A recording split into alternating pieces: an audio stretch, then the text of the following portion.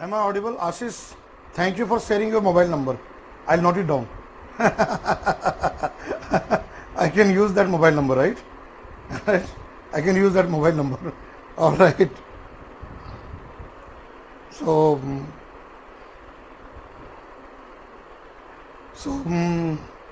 Kanpur, anybody from Kanpur? Anybody from Delhi? Anybody from Lucknow?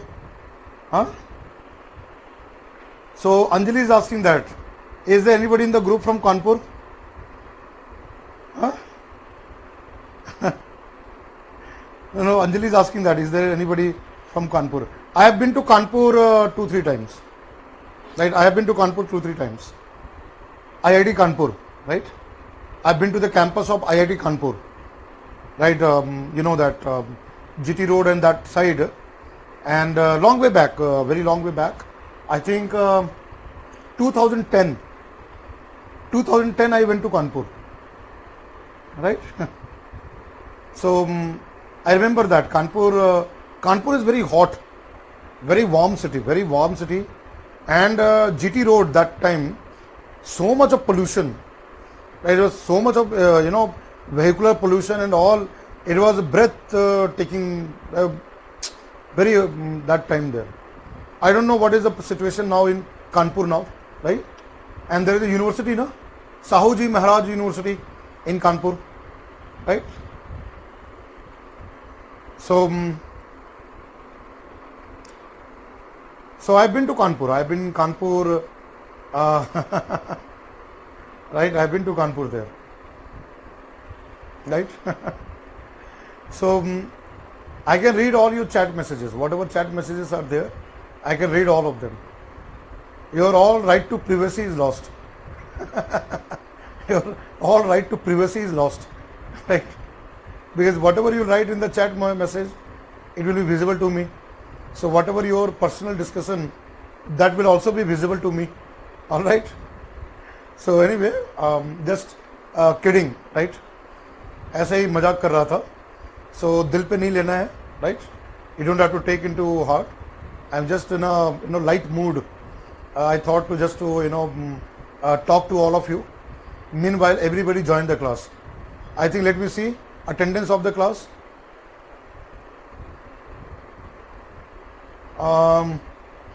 Okay, so most of the people have joined now in the classroom. So I was just waiting for everybody to join the class. Till then I was just having a light chat with all of you. All right. And again, remember that I will keep on, interacting with you during the entire class. All right, we'll keep on interacting on that.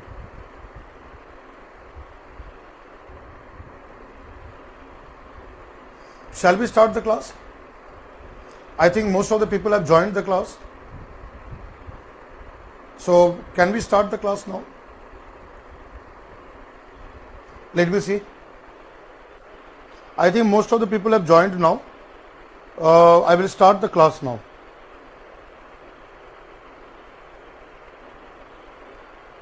I think most of the people have joined the class. So I will start the class then.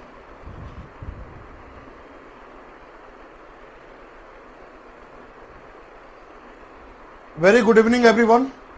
I hope you all are fine and keeping yourself safe. So again, this class will be very interactive class. I will interact with each one of you and you can ask your doubt. I will be there to address your doubt also there. Today's class will be again important in the context that whatever topic I will cover in the classroom, right, the theory part of it and its application part of it, what has come in the current news, right, we will see through some kind of reports, the Hindu newspaper or government reports, right, even sometime I can take you to the United Nations, UN report and all those will cover that. So in the previous class we have covered biogeochemical cycle and there we have discussed about gaseous cycles, water cycle and carbon cycle, right. Two of the gaseous cycles we have covered in the previous class.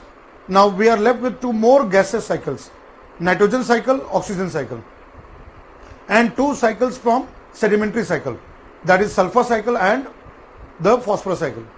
So what we'll do first in the classroom, we'll complete these four areas: nitrogen cycle, oxygen, sulfur and phosphorus. Then we'll go into a very important topic.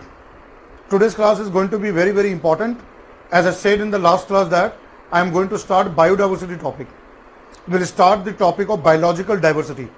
It is a very important topic for all kinds of examination, whether UPSC civil service exam or you appear in state PCS exam or any competitive exams. Biological diversity is a very important topic. We'll go to that topic and we'll study about ecosystem services, biodiversity values, measurement of biodiversity, biodiversity mapping. I will cover all those areas. And again, as every class, I am giving you revision through multiple choice questions. We will do the same thing in today's class also, right? So we will do one thing.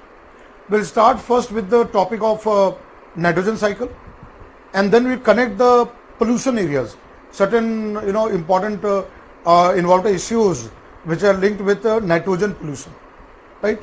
Let us start with the subject. And what I'll do here, I will first give you notes. What I've decided in today's class, that nitrogen cycle and oxygen cycle, then sulfur cycle and phosphorus cycle, I will explain. At the same time, I'll also provide you the main points. There will be main points, and all of you, right, who are noting down in your note copy, can copy down from the whiteboard, from the iPad. On the iPad also, I have certain notes which you can copy down. So we'll start first with nitrogen cycle, right? You all know that nitrogen is the most abundant gas in the atmosphere. If you take the composition of all gases in the atmosphere, 78% is the nitrogen. Nitrogen is an inert gas, right? Nitrogen, diatomic nitrogen is an inert gas, right? It's an inert gas, and living organisms, let's say plants, animals, right, cannot directly take up nitrogen. Plants cannot directly take nitrogen gas. Like plants can take up carbon dioxide gas in the photosynthesis, but nitrogen gas cannot be uptaken. So nitrogen has to convert into some suitable forms like nitrate and all, which can be taken by roots of the plants from the soil. And then nitrogen becomes an important ingredient of organic matter, amino acids. You know that protein, I don't know, I think your batch biology has not been covered. Just to give a brief idea, when you talk about organic matter, we have 4 types of biomolecules. One is called carbohydrate, which is made of carbon, hydrogen, oxygen, right? Then you have protein, made of peptides, and peptide is made up of amino acids. There are 20 standard amino acids which make peptide chain, and peptide chain they fold to form the protein like hemoglobin, myoglobin, right? These are the proteins, right? Third biomolecule is lipid, fats and lipids, right? And the fourth is called nucleic acid, DNA, deoxyribonucleic acid, RNA, ribonucleic acid, DNA, RNA, right, which are part of nucleic acids. So when you talk about nitrogen as an element, so nitrogen is found in protein because amino acid, amino, NH2. So nitrogen is present there. Nitrogen is a part of nucleic acid like DNA, RNA. DNA and RNA is made up of 5 carbon sugar and phosphate. Backbone is there. 5 carbon sugar and phosphate backbone like DNA, double helical structure. That double helix structure, the backbone is made of 5 carbon sugar with phosphate, and inside you have nitrogenous bases, right? Hydrogen bonded nitrogen bases are there. Adenine with thymine and cytosine with guanine. So this is nitrogen bases, adenine, thymine, cytosine, guanine contains nitrogen. I am giving you biological information. Why? Because nitrogen cycle and nitrogen, why it is so important for living organism, that's what I provided here. So what we'll do here, first we'll see important processes of nitrogen cycle. What we are going to learn? We are going to learn important processes of nitrogen cycle, and then we will come to the area of the environmental issues which are linked with nitrogen cycle. All right. So what you have to do, let us first go to the important processes. I will go through the points one by one, right? I'm going to cover those one by one. Let's have that. Okay, thank you. Okay, biology has been covered. All right, that's really good. You have covered biology. That's really good. That is then that will really help us to understand that. Okay, guys, अपना pen और pencil तैयार कर लीजिए और लिखना शुरू कर दीजिए. ठीक है जी? हाँ जी. Please start writing. So first I am coming to nitrogen cycle. Right, this notes I have just used in today's class in another batch. I was teaching in another batch. There I use this notes. So please write it down. I will also read out there.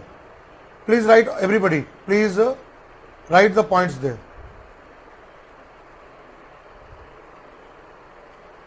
Please write the points.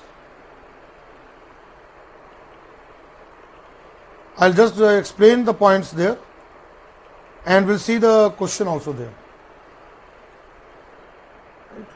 Let's come to the part of it. Nitrogen cycle. Nitrogen is the most abundant gas. I have written in the bracket that 78% in the atmosphere is nitrogen. Right? Second point I have given here. Nitrogen is important to living organisms and is used in the production of amino acids. I have written here production of amino acids, comma, proteins and nucleic acids, DNA and RNA. Right? Like here, when you take here, there are DNA, like you all have studied biology there. As you know that DNA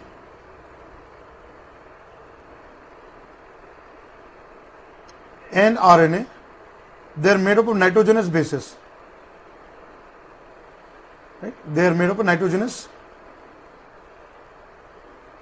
bases there. Right? Adenine, thymine, cytosine, guanine, they all comes into that. All right. Now important processes in the nitrogen cycle. Right. I am now going to 5 processes of nitrogen cycle. Right. There's a 5 processes of nitrogen cycle there. So I am now going to one by one. First is the nitrogen fixation. The first thing which comes here, nitrogen fixation. Anywhere you want me to scroll up, I can scroll up there. I want everybody to note it down. Then I'll come to the whiteboard and then I'll go into the topics there. So here, nitrogen fixation. Right? So here nitrogen can be changed to nitrate. Say I'll underline the point here. What I'll do here, so that you are able to understand here, I'm using a different color here. See, nitrogen can be changed to nitrate. It converts to nitrate directly by the process of lightning. See, what happens when there is a lightning in the sky, right? When there is lightning in the sky,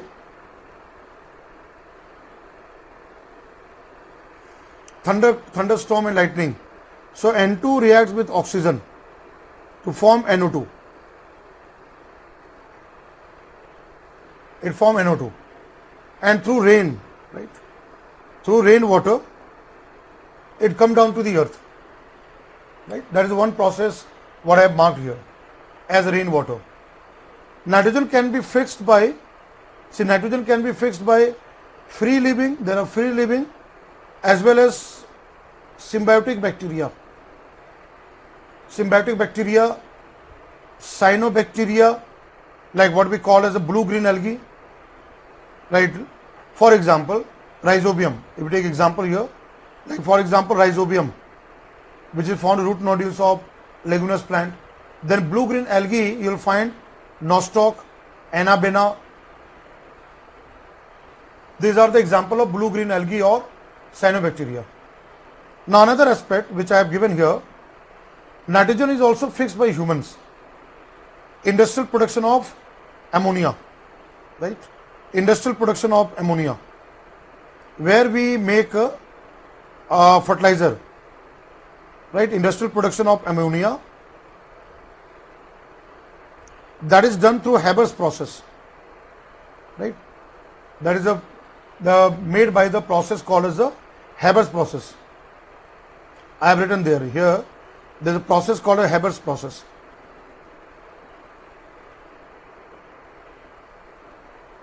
Haber's process there. So there are three methods are there. What are three methods? One is that during the lightning, the nitrogen convert to oxides of nitrogen in the atmosphere, and through rain it comes down. Second is the microorganism found in the soil which is capable of fixing nitrogen. And third one is nitrogen production of ammonia or ammonium fertilizer with the help of Haber's process, industrial production of that, right? That is the first stage in nitrogen cycle. All these processes, you have to be aware of it. All these processes which I am discussing right now, you have to be aware of that. Now let's look at here. I hope that you all are copying that. Now let's look at here. Let's look at a question here.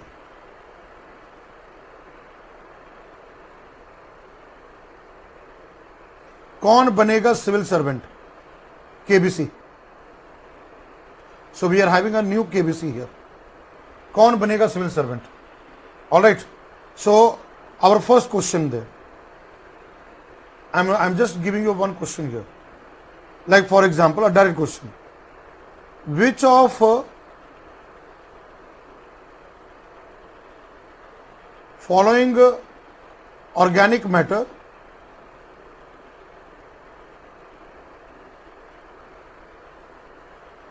consists of nitrogen? I am giving you a biological question here. A very simple question here. Carbohydrate, protein.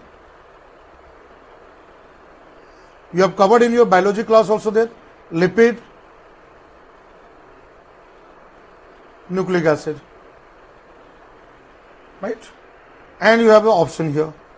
I am now giving you an option here. Let's say you have an option here that A, 2 only, B, 2 and 4 only, C, 2, 3 and 4 only, and D, 1, 2, 3 and 4. So what will be answer here? A very simple question. I have given a very simple question from biology point of view. So what shall be the answer here?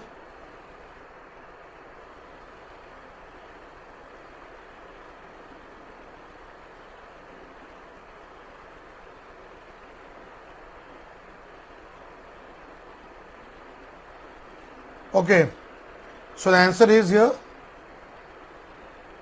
where nitrogen is present. Where nitrogen present?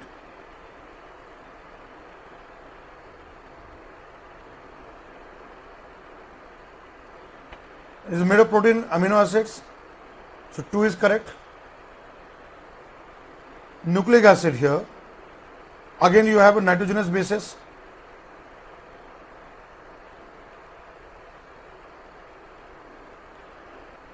So 4 is correct. What about lipid?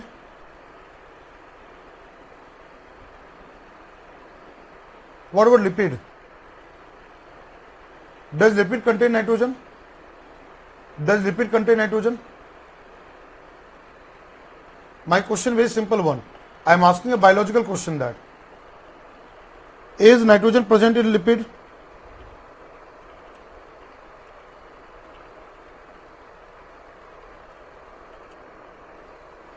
Is it present in lipid?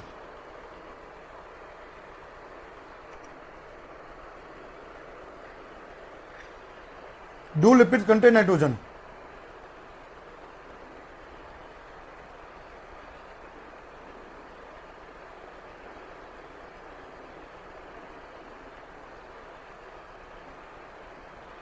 How many people think that lipids contain nitrogen? How many think that lipids contain nitrogen? Good, very good. Good, very good. lipid also contain nitrogen, right?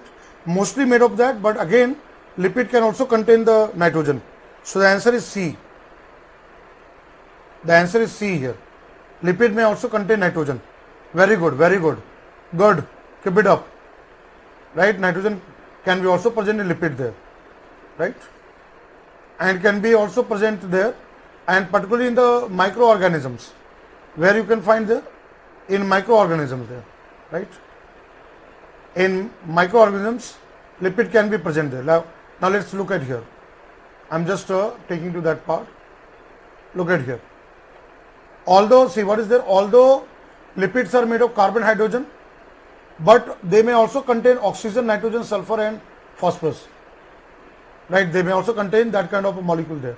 And what you can see right now, what I have opened there. And lipids are basically fatty acid and this part. Right? The unsaturated, saturated fatty acid. Right? This is where the lipid contains there. But sometimes the lipid can also consist of that biological membrane. Right? They are made of lipids there. Right? They are made of lipids and all this. So I'll not go into a very detailed part of it, but you have studied in your biology class. In your biology class, you would have studied that the lipids are very diverse type of molecule, and their broad range of chemical compounds are there.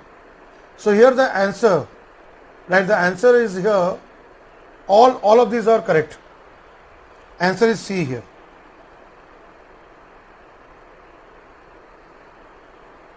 Answer is C. Now look at another question that I am asking another question that I'll come back to the notes, but let me ask the question that my second question is, which of following can be used as biofertilizer? Let's say if I ask the question that which of the following can be used as biofertilizer, and I am giving you choice here: nostoc, rhizobium, right, lichen, and you have a choice here, two only, one and two only,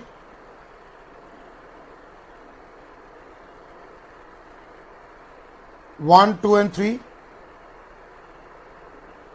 and then I am giving you a choice here, none here. So what will be answer here? Question number 2, what will be answer here?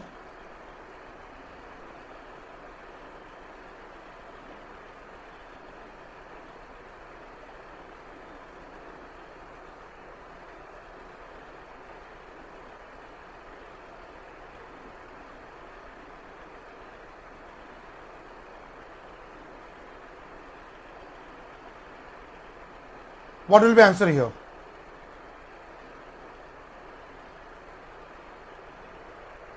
Alright, so nostoc is a blue-green algae, and the nitrogen fixing bacteria there, right, which is called cyanobacteria.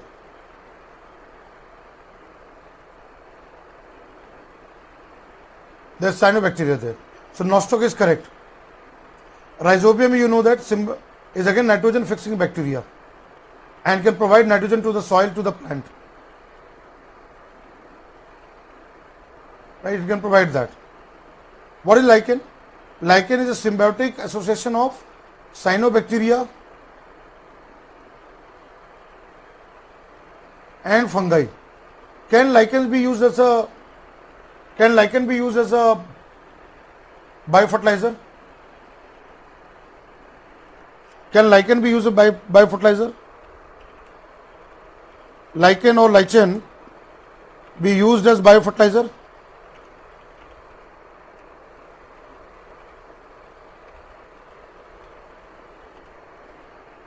Can it be used or not? Can be used as a biofertilizer?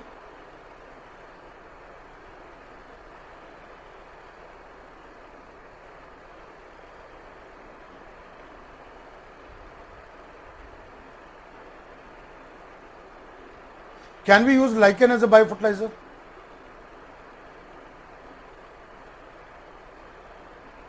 I want your answer from your side. Lichen is made of cyanobacteria and fungi.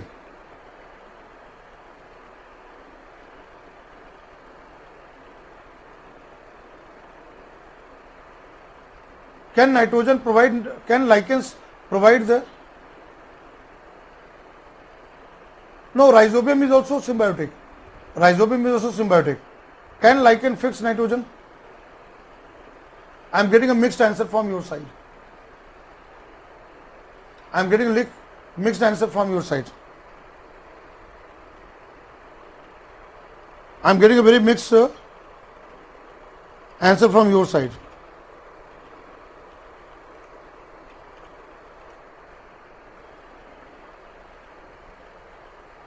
Now let's look at here. I am just taking you to the part of it. If you see here,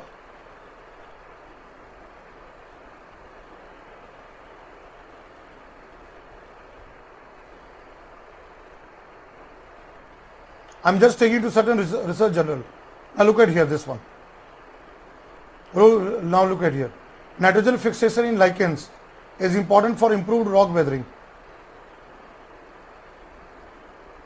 Right? And they can provide that. Like here, if you see this article in PubMed there, what it says that cyanobacteria in cyanolichens fix nitrogen. They are capable of doing the nitrogen there. Right? Blue-green algae which are found there can be possible to do that. Again, you can see here nitrogen fixation in lichens is important for improved rock weathering there. I have given you very close kind of part of that. It can be used, that one. All right. So here the answer, even this will also be correct there. There are some kind of lichens we can also, it can help provide the nitrogen to the soil. It can break down the rocks and can provide the nitrogen there. So even C is also correct. Here the answer C is also correct. Alright. Answer C can also be correct there. Alright. Alright. So guys, please write here. First, I am just giving here. First you write it down. I am just coming to the part of it. Now look at here. So please write it down. Those who have missed out, please write it down.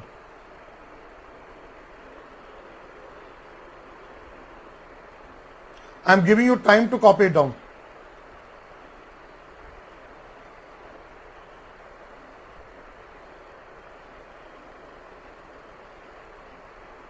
Please copy the points there. Please copy the points.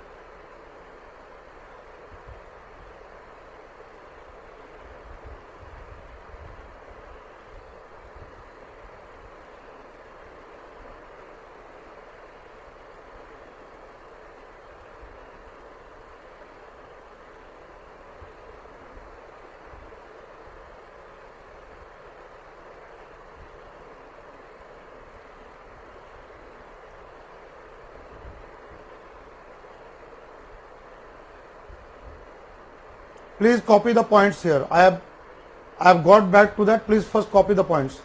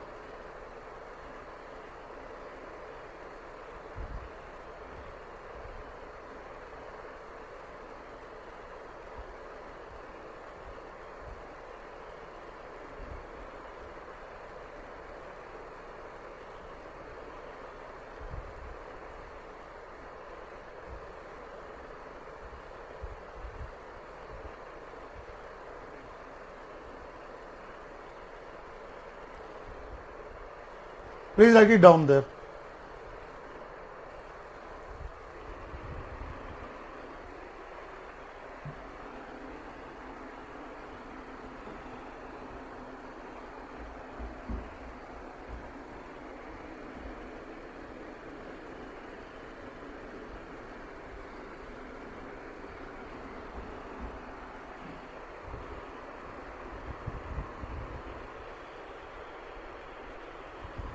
All right, now see here.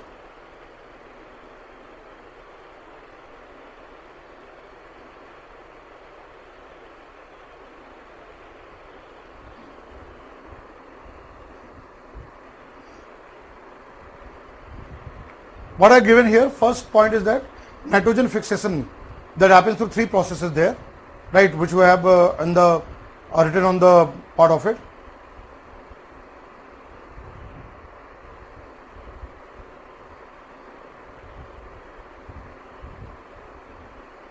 All right, so do all I've copied, then I'm coming to the whiteboard. I'm coming to the whiteboard. Have you copied it? Have you copied it? First point, have you copied the first point? I'll come to the whiteboard then.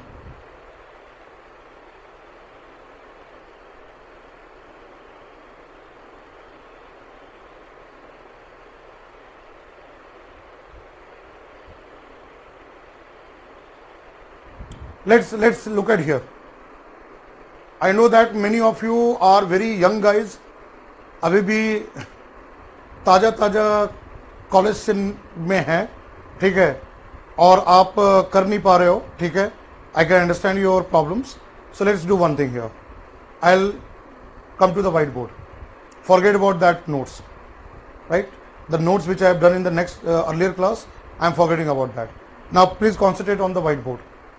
So nitrogen cycle here. Now you write whatever I am writing on the whiteboard there.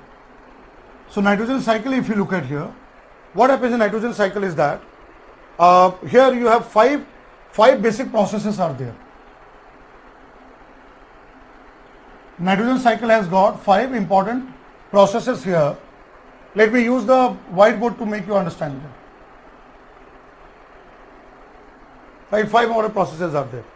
What is the first one? The first one, here comes nitrogen fixation. What you have written there, nitrogen fixation. Now what happens in nitrogen fixation is that atmospheric nitrogen, right, that gets fixed there, and it is done through 3 processes. One is that through the lightning process, right. Second, it happens through with the help of nitrogen fixing microorganisms, right. These microbes which can fix their free living or symbiotic, they can do the fixation part. And third, we have said here, that is an industrial process of manufacturing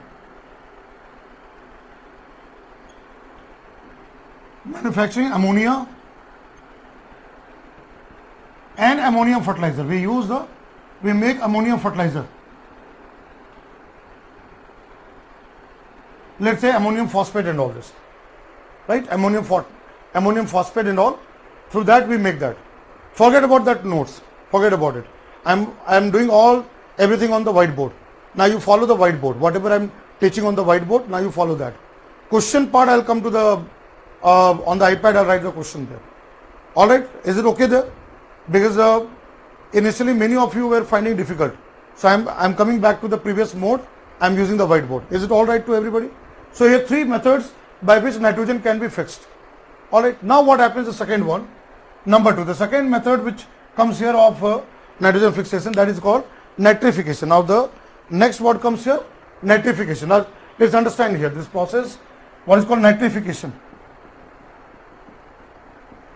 Now what happens in nitrification is that ammonia, when we use the fertilizer, right? Ammonium fertilizer we use in the agricultural land. So what happens here is that the ammonia, right, is by soil bacteria is converted into nitrite, NO2 minus, and then oxidized to nitrate, right? So this is called nitrification. The nitrifying bacteria are there which can make this. So what happens in soil, ammonium ion, when we use fertilizers, ammonium ion that gets converted to nitrite. By bacteria, it can convert to nitrite, and then finally it gets oxidized to nitrate. This is called as a nitrification. This process is called as a nitrification. Then what happens is this nitrate in the soil, right? In the soil, the nitrate that will be taken by green plants. So next process what comes here, that is called assimilation.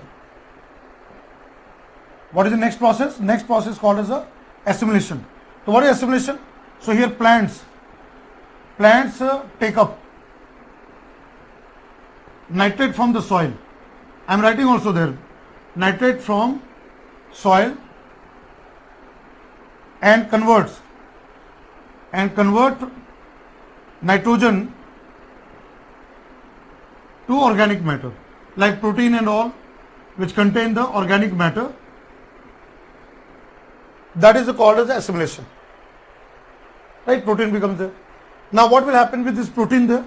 Now the plants will be eaten by, now will come, what will happen here? This plants producer which contain the protein there, like a protein and all which has the plant, this will be eaten by animals, herbivores, carnivores. So that will become the part of food chain and food web. Right? Now what happens the next stage here? The fourth process of the nitrogen cycle is that after death and decomposition, there is another process called as a ammonification. What is the process called as? Ammonification. What is the process called as a ammonification? So what happened after death? After death of plants and animals, again the bacteria will break down the protein, right? After death of plants and animals, so this protein which is present there is broken down. Bacteria will broken down to amino acids. It is broken down to amino acids to ammonia. This is called as the ammonification. What is ammonification here? After death of plants and animals, please write simultaneously. After death of plants and animals, protein present in the dead organic matter is broken down to amino acids to ammonia. So what is happening here? Dead matter here, organic matter, which has the protein, right? And this is now converted into ammonia. Now this is called as ammonification, right? And now what will happen with ammonia? This ammonia will get cycled. This ammonia gets cycled. Again this ammonia will go into nitrification. This ammonia get again cycled. It will again go to nitrification. Ammonia into nitrite to nitrate. Again it will go to assimilation. Plants, animals and food chain. Again death of plants and animals. Again protein is broken down into ammonia. And then again ammonia will be get circulated. Right? Now there is a last process, what is called as here denitrification. What is the next last process here? It's called denitrification. See, first you understand the theory part. I am trying to first bring about theory part. What is denitrification? Where soil nitrate, where the nitrate is there in the soil, right? NO3 minus by bacteria is converted into free nitrogen gas. Is converted into free nitrogen gas, and this free nitrogen gas goes to atmosphere. This is called as a denitrification. This is called as a denitrification, right? And again you know that again this nitrogen, what will happen with this nitrogen in the atmosphere? Again it will go to the nitrogen fixation. It will again go to the nitrogen fixation. Are you now comfortable? I have seen your response. That's what I said. Live chat, I am keeping it because I can see your response, whether you are able to understand or not. मैं हूँ ना, मैं हूँ ना. Whatever concern you have, whatever things are there, I am always there to help you out. A teacher understands students. ठीक है? Anshul Misra, comfortable now? Many of you initially wrote that to go back to the previous mode. So I have done that. Now you all are comfortable. There is whiteboard which I have written the points. So what is first thing? You should know the processes.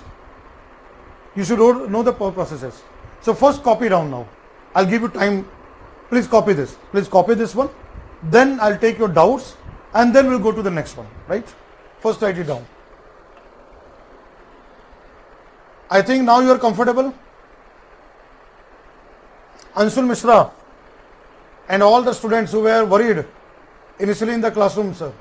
है ना? See, a teacher like me always care for students. एक दूजे के लिए, है ना? वो है ना मूवी था ना, एक दूजे के लिए, right?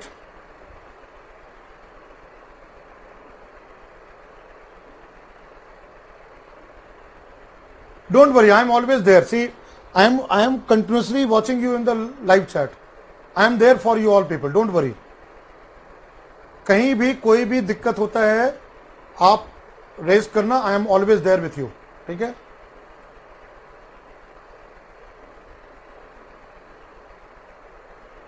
Most welcome. I am very happy. Most welcome. You all are very good students. I have been telling you from day one. I have been telling you from day one that you all students are very, very nice students and you all are going to clear the exam. Right? So don't worry about it. Please copy now. Now you should copy this one. Right? It will be easier for all to copy the whiteboard. So please copy this.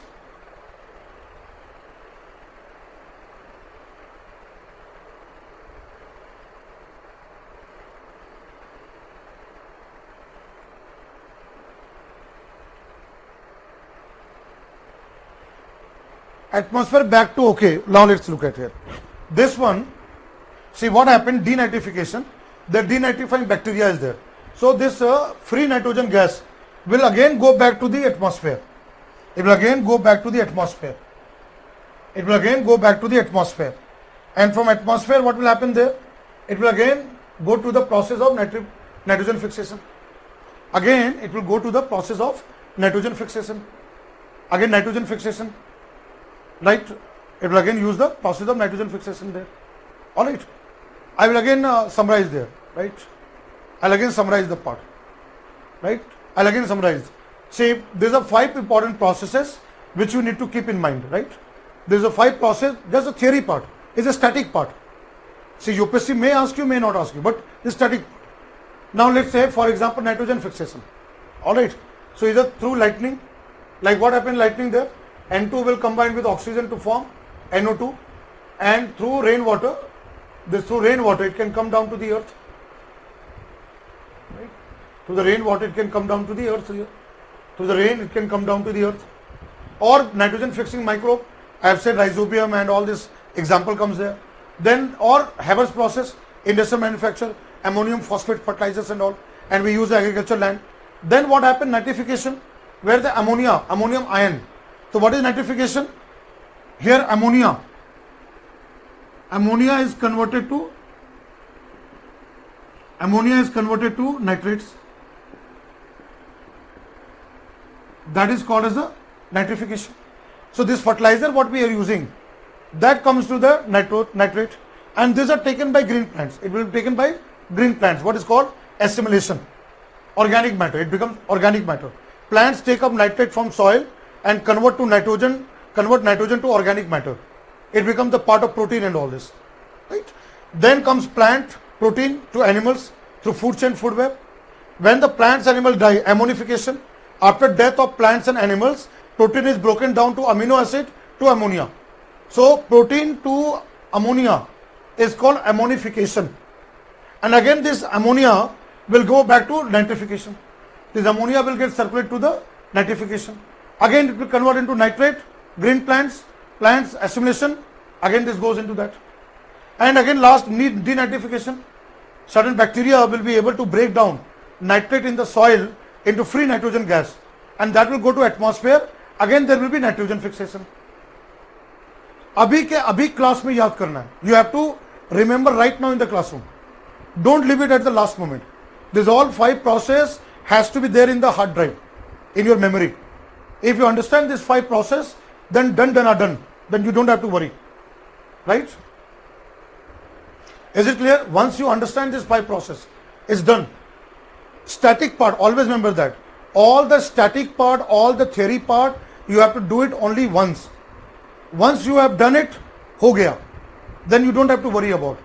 You have to connect with the other aspect of the topic there. Right? Clear there? So, fertilizer, the last word was not visible on screen in first step. Here. Okay, last word is fertilizer. This is fertilizer. It becomes a fertilizer. Right? Ammonium fertilizer. I have written here ammonium fertilizer. Now it is all right there. Ammonium fertilizer. Now everyone is clear there. Like for example, ammonium phosphate. I'll just give you example. Ammonium phosphate.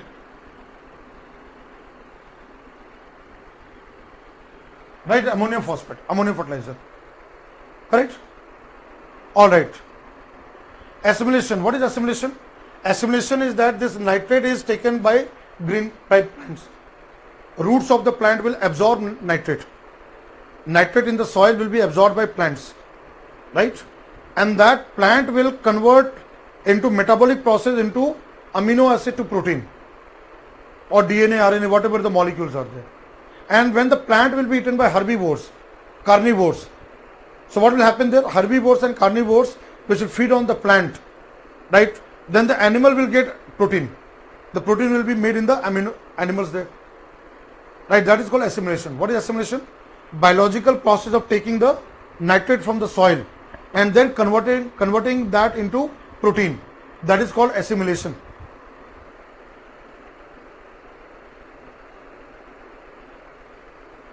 All right? Clear there? Have you all copied this one? Have you all copied this? After denitrification, what happens is that the free nitrogen gas go to the atmosphere. And again the nitrogen fixation. What happens after denitrification? The free nitrogen which is released, it goes to the atmosphere. And again through the nitrogen fixation process, it comes to the earth. It gets cycled. Nitrogen gets cycled.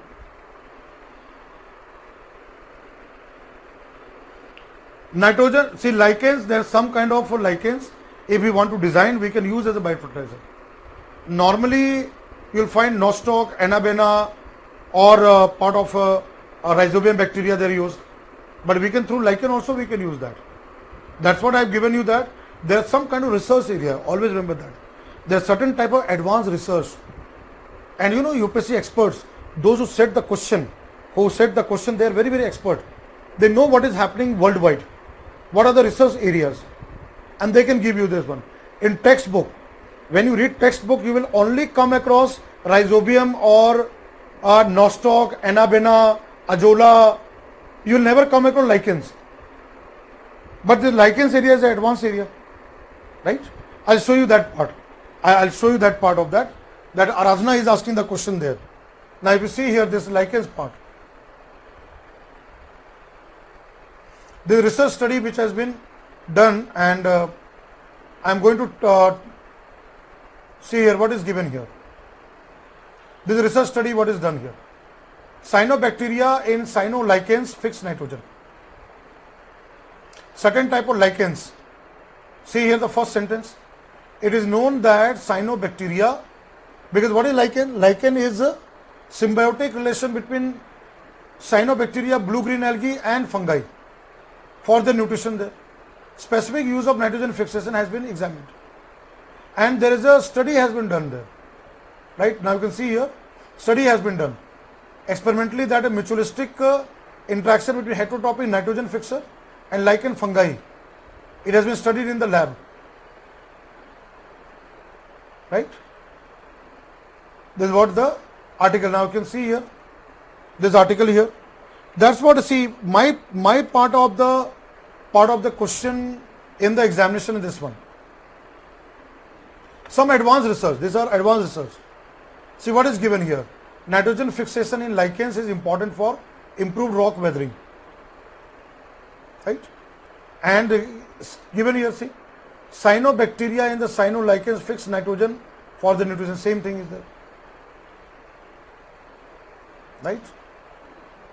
And you can see here, see, cells of the nitrogen fixing bacteria attached to the mycelial mats of all fungi, forming a biofilm. And you can see it has a nitrogen fixing activity. This was seen in the lab. This was seen in the lab there. So we can design such kind of lichen also there. It is also possible there. Clear there, Aradhana? Aradhana, is it clear here? Denitrification is done by bacteria. All these are done by bacteria.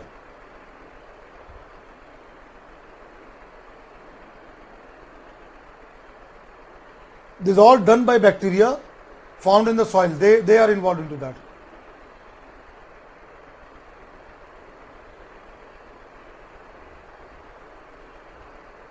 Okay, there are certain questions are there. In carbon sink, photosynthesis also have carbon produced as glucose. So why it will be called as carbon sink, not emission.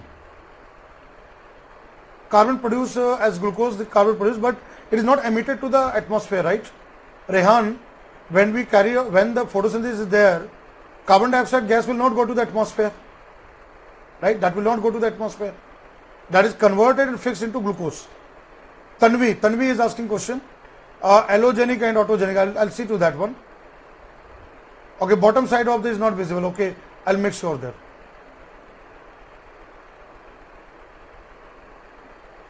There are fungi. There are certain type of fungi which cannot fix there.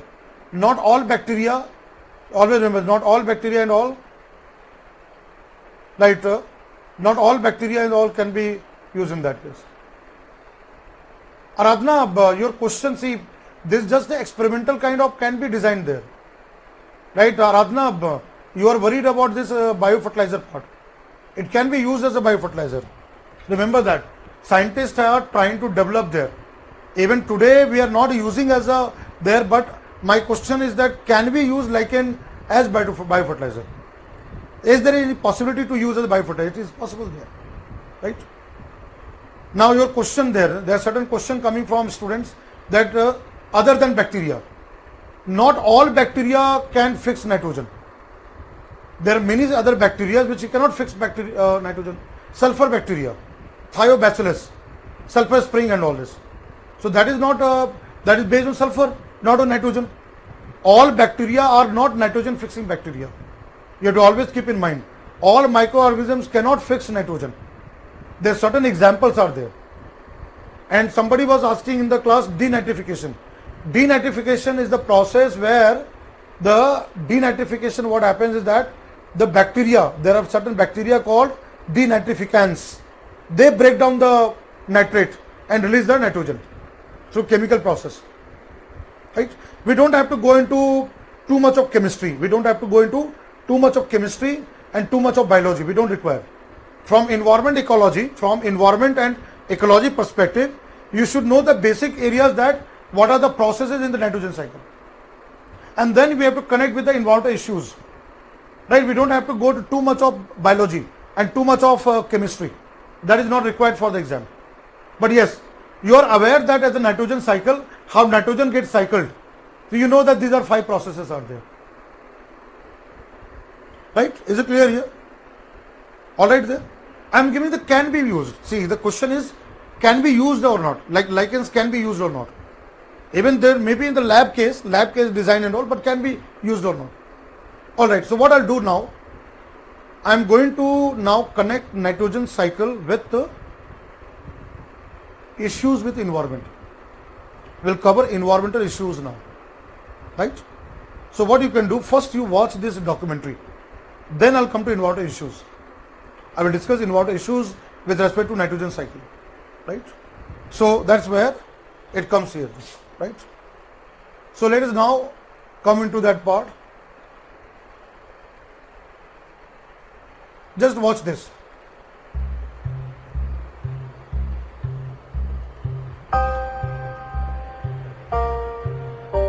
Nitrogen pollution poses one of the most serious challenges to the environment, And yet, remarkably, it doesn't have a high profile with the public at large. Nitrogen, of course, is vital for all living organisms, but we have doubled the availability of reactive nitrogen since the Industrial Revolution. Of course, it's come with huge social and economic benefits. For example, the use of nitrogen fertilizers and crops that naturally fix nitrogen has enabled us to dramatically increase our agricultural production. Half the food eaten today is using fertilizers with nitrogen in them. And of course, there are many industrial uses for nitrogen as well. But this massive mobilization of reactive nitrogen is starting to have serious and far-reaching impacts on the environment that have been overlooked.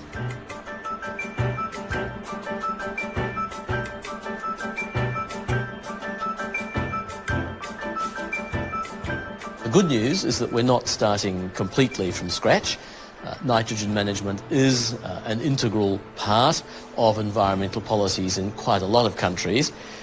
The bad news, however, is that notwithstanding that, nitrogen pollution is in many cases getting worse, which suggests that we don't have the right policies in place. Nitrogen is a major challenge to us. Political agreements since 1990 has substantially reduced nitrogen oxide emissions from the European part of our region. But we still see critical loads of nitrogen deposition being exceeded in large parts, and we see no evidence of ecosystems recovering where the deposition has been reduced.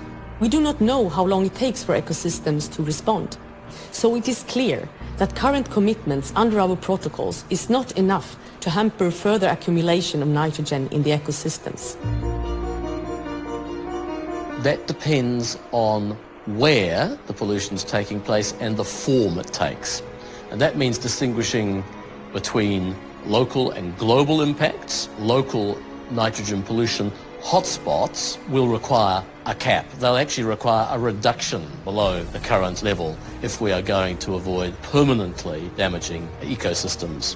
There are limits to the amount of nitrogen that local catchments can absorb without causing permanent harm. When it comes to the global level, we're talking about the climate change implications of nitrous oxide.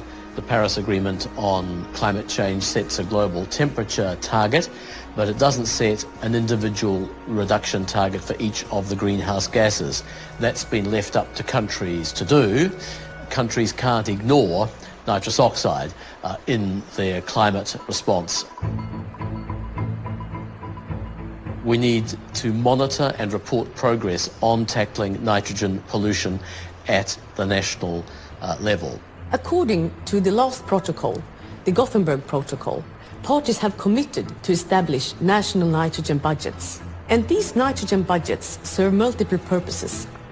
They serve to estimate the excess of nitrogen in the economy and thus inform policymakers.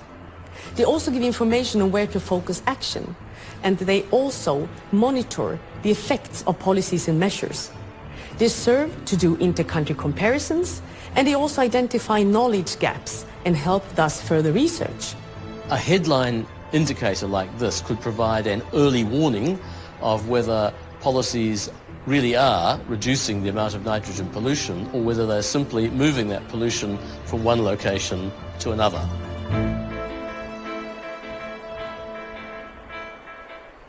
A very important documentary I have played right now.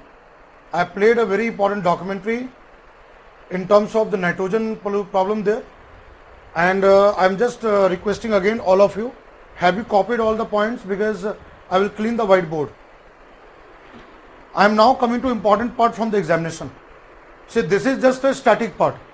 This is just a static part, this is a theory part which you need to remember that, right? But again, what I said that we have to connect static with the dynamic part, where possibly UPSC can ask questions, right? Interrelate the concept part of it, right? So that's what I'm saying, that along with me, whatever I'll teach on the whiteboard, please do copy this, and then I will go ahead with the explanation from the other perspective, which will be important for the examination. Together with questions, we'll have a practice of questions also there, right? So I hope that I have written the points here, you all have copied it, so that I can clean the whiteboard and can then explain what you have seen in the video. This video what I played is a very, very important video from European Union perspective, where too much of nitrogen in the environment is now a big concern worldwide. And not only Europe, even USA, Australia, in India also, the nitrogen, excessive nitrogen has now resulted problem, right? A number of environmental problems have come with excess nitrogen. So we'll discuss about that part, right? All right.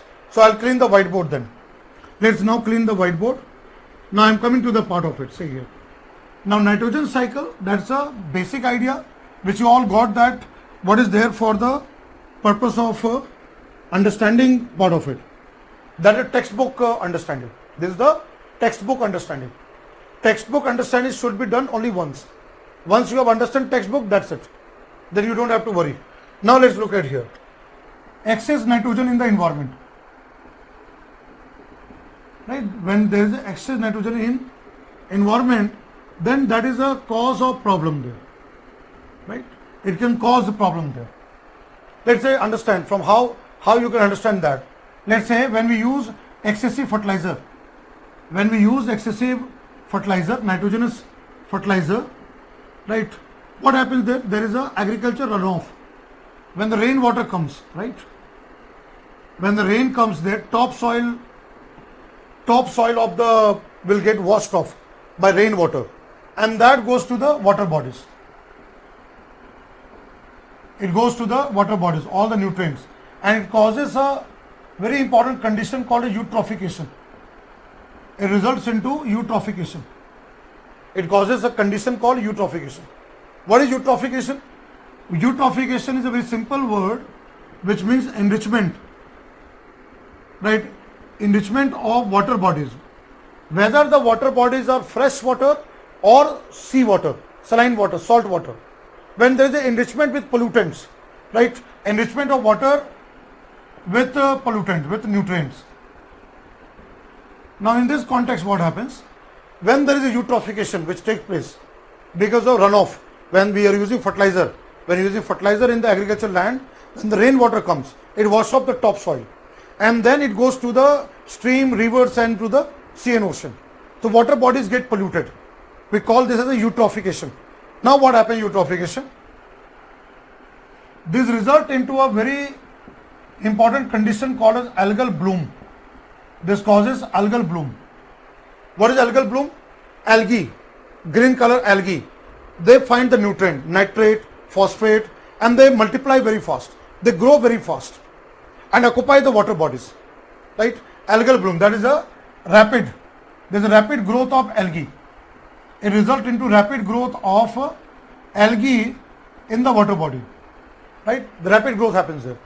Now what will happen? When this algae will die, when the algae will die there, death of the algae, right? So death of the algae here, the death and decomposition. So aerobic bacteria, right? Aerobic bacteria is this decomposition by aerobic bacteria. Aerobic bacteria in the water body, and this aerobic bacteria, right, consume oxygen, consume dissolved oxygen.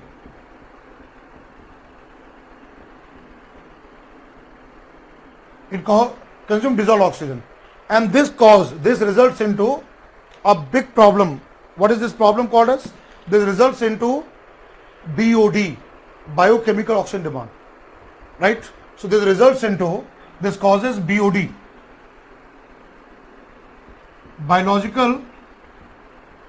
it causes biological oxygen demand. It results into biological oxygen demand. The dissolved oxygen of the water bodies decreases there. That declines there. Biological oxygen demand because of the eutrophication. It happens because of the eutrophication. BOD is caused there because of eutrophication. So dissolved oxygen will come there. We'll discuss, and that will called as a here dead zone. It creates dead zone in the lakes and wetlands and water bodies, and that the aquatic organisms, right? The aquatic organism like fishes and all, they will get killed.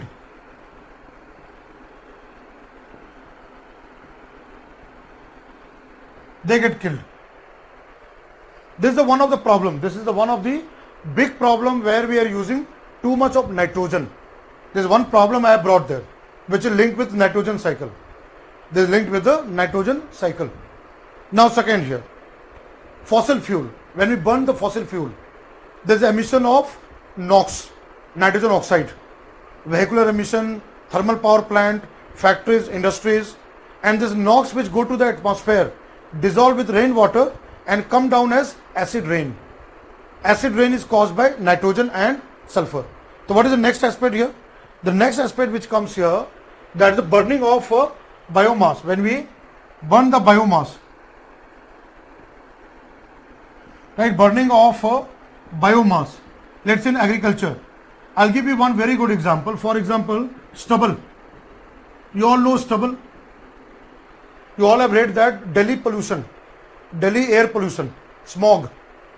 During the winter, Delhi suffer with smog because of burning of stubble in agricultural land of Haryana, Punjab and all this. This big issue has been created there. Now here, stubble burning, right? What will happen in stubble burning then in terms of burning of fossil fuel, right? Burning of fossil fuel, hydrocarbon and coal and all. So will result into what? This all this NOx, nitrogen oxide gas, NOx, right? And when it goes there, it can result into acid rain. It can result into the formation of acid rain. There is another issue with nitrogen there, right? Nitrogen can create a problem about the acidification, because you know that NOx, nitrogen oxide, when it dissolves with water, it forms nitric acid, nitrous acid. So it can result into the problem of acid deposition, which can affect ecosystem, soil, water bodies. There another big problem is there with nitrogen.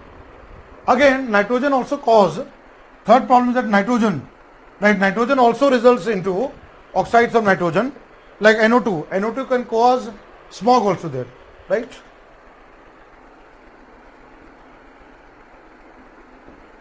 Gas results into formation of photochemical smog. There is a one type of smog called as photochemical smog, and that happens because of ground level ozone.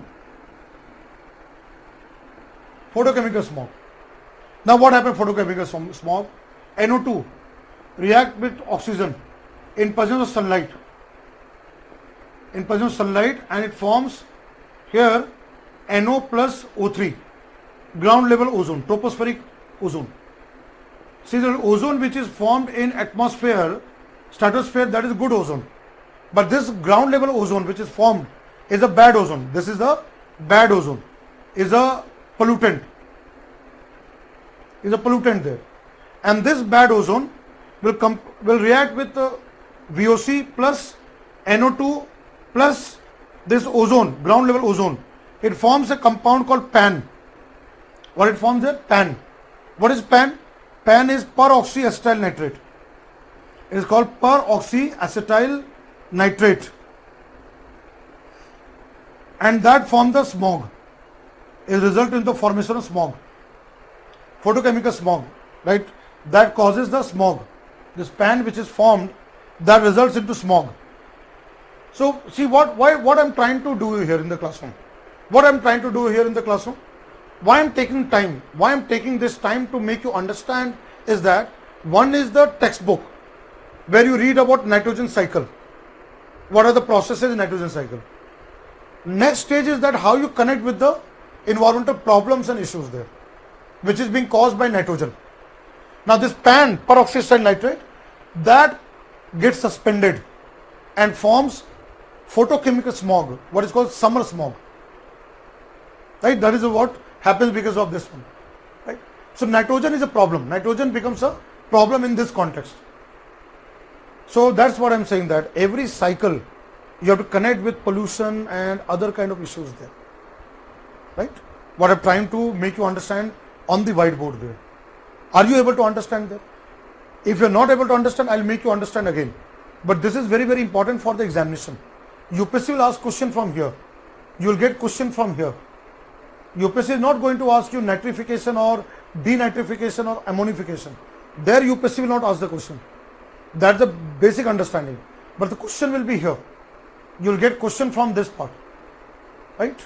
So please write it down. Please copy this one. I'll now come to the question part of it. Let me see your doubts. Volatile organic compound. VOC is a volatile organic compound. Benzene, hydrocarbons, they are called volatile organic compounds. VOC stands for volatile organic compound.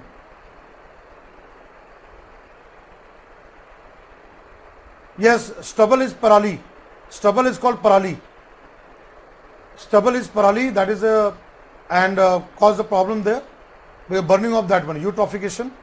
EUTRO, Rajan Singh is eutrophication, not U. Is EUTO, like eutrophication.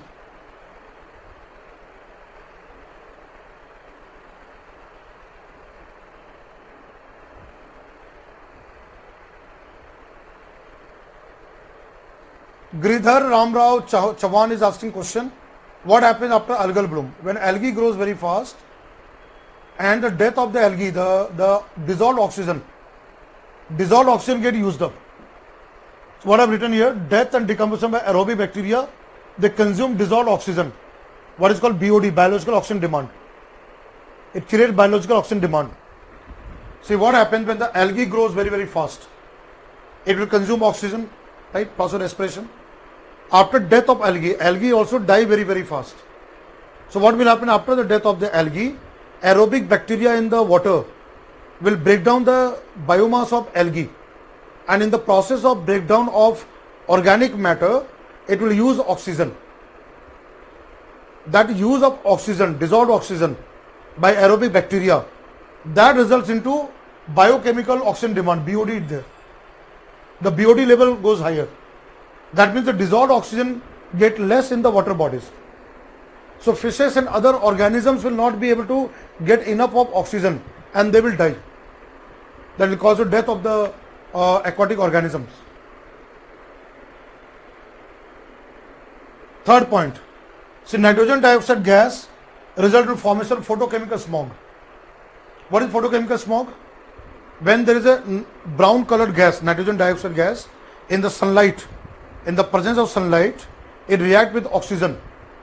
NO2 reacts with oxygen and forms ozone. Ozone at the ground level, troposphere or the ground level, is a pollutant, is a hazardous pollutant. So ground level ozone is formed. Now what happens? NO2 gas, ozone and volatile organic compound, VOC, like vehicular emission, benzene, hydrocarbons and all this, they combine together to form a compound called PAN, PAN, peroxyacetyl nitrate, which gets suspended. It gets suspended and form the photochemical smog. Right? Jyoti Singh is asking that PAN is a compound there. This get formed because of the reaction with VOC and NO2. Volatile organic compound and nitrogen dioxide gas with all this ozone which formed the ground level, they react to form a kind of chemical compound called PAN, peroxyacetyl nitrate, and that PAN as an aerosol gets suspended in the air. So it happens in the sunlight, what is called summer smog, Los Angeles smog, and it's formed there and is formed and suspended there. That is where the PAN comes. PAN is a chemical compound, just like suspended particle, it gets suspended there.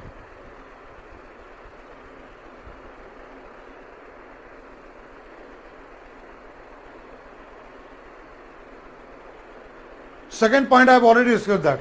Burning of biomass, stubble burning and all this result into nitrogen dioxide gas which can react with rainwater and come as acid rain. It will act as an acid rain there.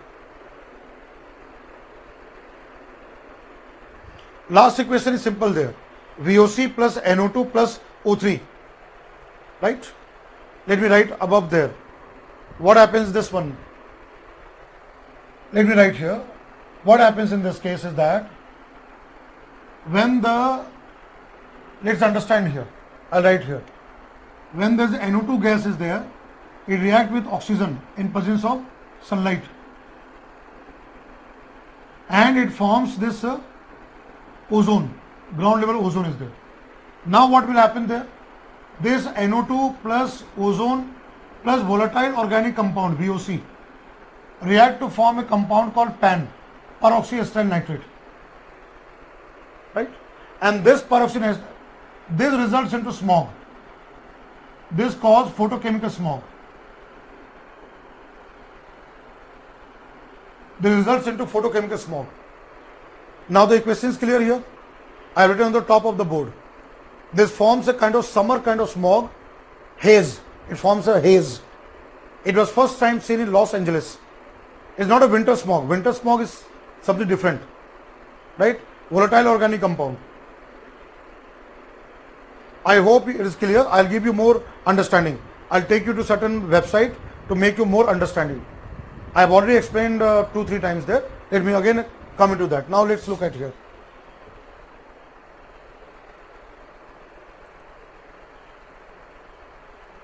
Now let's look at this one. What you see right now, this is basically in America, this kind of problem is there. Nitrogen phosphorus, right?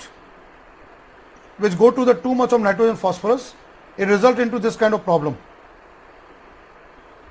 What you see in the diagram here. Green color, what you see, that is the algae. Too much of nitrogen and phosphorus in the water, right? It can affect the public health, right?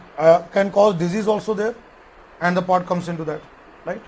Plus, what happens here, as I mentioned, that this is the smog. Brown haze and the smog, what you can see here. Excess nitrogen in the air can impair our visibility to breathe, limit visibility, and also alter plant growth.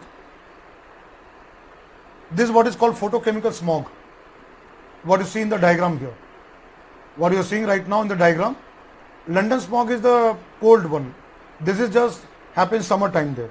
And very clearly given here, see, too much of nitrogen and phosphorus in the water cause algae to grow fast. I am taking it to a government website. Then what it says that affect the aquatic ecosystem, right, reduces the oxygen level, and algal bloom are harmful to humans. They make elevated toxins, bacterial growth that can cause even problem for the health of the human beings. Now what has happened here? There's one study has been carried out. Now I'm taking to Hindu paper. Now look at the Hindu paper. The Hindu paper here, now look at it. This is the article which was published on 5th June 2018. That is the World Environment Day 2018. This article came there. And you can see here, what does you are seeing there? This is a stubble burning.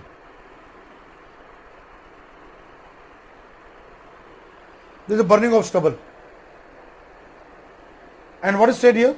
Largest fraction of particulate matter 2.5, fertilizer, agriculture, untreated sewage causing the rise.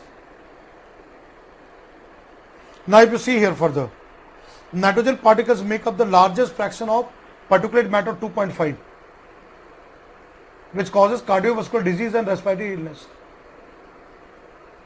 And North India, see here, it again burning of crop residue that can create the Delhi smog. There is winter smog, which was then London. Now you will see here, there one study has been carried out, what is called Indian Nitrogen Assessment Report. Right? There is a study done there, and what is found here? Agriculture remains the largest contributor of nitrogen emission. And you can see here, this is the study which has been done. Agriculture soil remains the largest contributor of nitrogen emissions. Like chemical fertilizers used in agriculture. Today we use urea and all this one. Then residential commercial activities also release nitrogen oxide. Wastewater treatment also release nitrogen oxide. So here, if you look at here, annual NOx emission, nitrogen oxide emissions from coal, diesel, fuel combustion is growing at a rate of 6.5% every year. And you can see here, fertilizer, nitrogen is one of the main input for agriculture, and that causes the water pollution plus greenhouse gas emission, right? So this is a study done by this Indian Nitrogen Initiative there, where the study was done. You can go to the Hindu paper and can read this article. This Hindu paper, this article is there. Nitrogen emission going up. You can read this article there.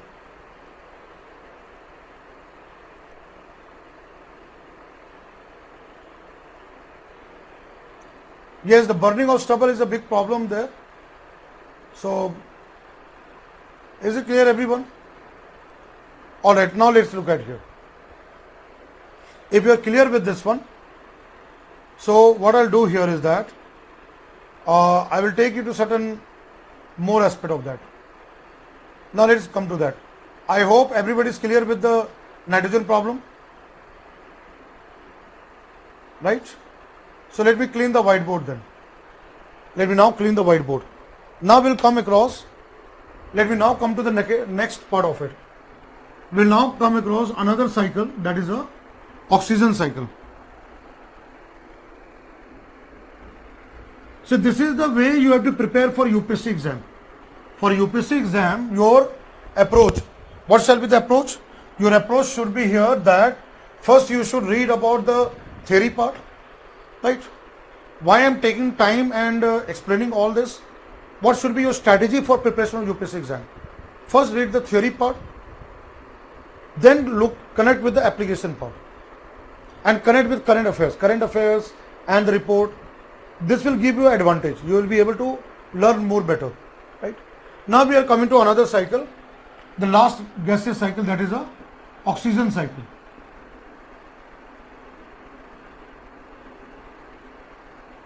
Let us now understand oxygen cycle, right? We will now discuss about oxygen cycle. It's a very simple cycle, and the first part is that oxygen. Please copy this one. What I'm writing on the board, please copy that, right? Please copy that. I'll come to the questions later part, but first you copy all the points here. So oxygen cycle here. So what is first here is that oxygen, the first part is the stratosphere, atmosphere.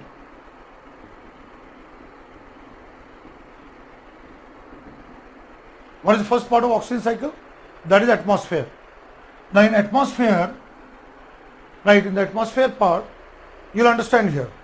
So we have discussed about ground level ozone. With nitrogen, what is the problem there? Bad ozone, ground level ozone, which is formed because of NO2 gas. And NO2 is because of burning of fossil fuel, burning of biomass, that result into the ozone at the ground level, or tropospheric ozone. That is a bad ozone. That is a bad ozone. Is a greenhouse gas, cause warming, cause health problem, right? And photochemical smoke, right? But there is another ozone. There is another ozone which is formed in the stratosphere, right? Another ozone which is formed in the stratosphere, that is called good ozone, and oxygen is linked with that. So what is here, that if you take Earth here, right, the first layer of Earth is the troposphere, right? In geography you would have covered that the first layer is the troposphere, right? Now it goes up to 15 to 18 kilometers, 15 to 18 kilometers, and then comes the stratosphere. Next level, what comes here? Stratosphere, right? Stratosphere. Now in stratosphere, lower part of stratosphere here, around 20 to 25 kilometers, 25 to this 30 kilometers around here, there is a formation of ozone molecule. Ozone molecule is formed, what is called ozone layer.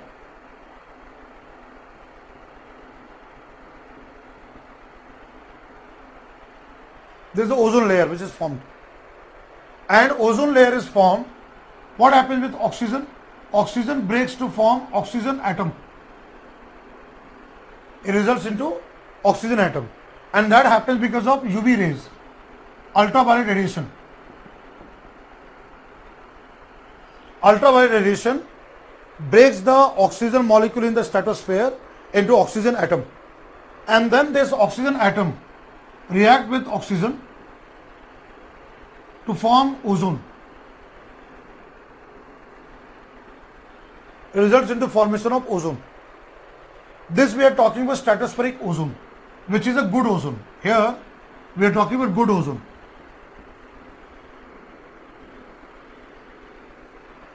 Why it is called good ozone? It is called good ozone because it protects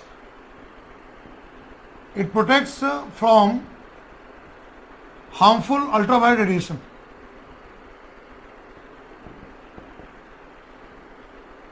Harmful ultraviolet radiations which can cause skin cancer, skin problems.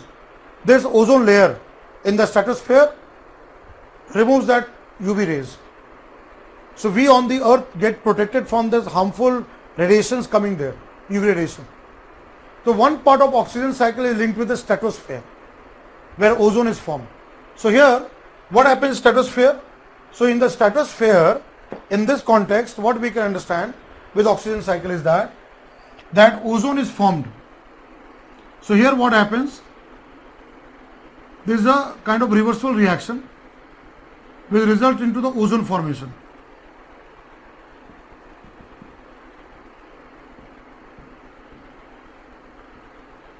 Right, this is where it happens in stratosphere. Now second part of the oxygen cycle, number 2, is linked with carbon cycle. Oxygen cycle linked to carbon cycle.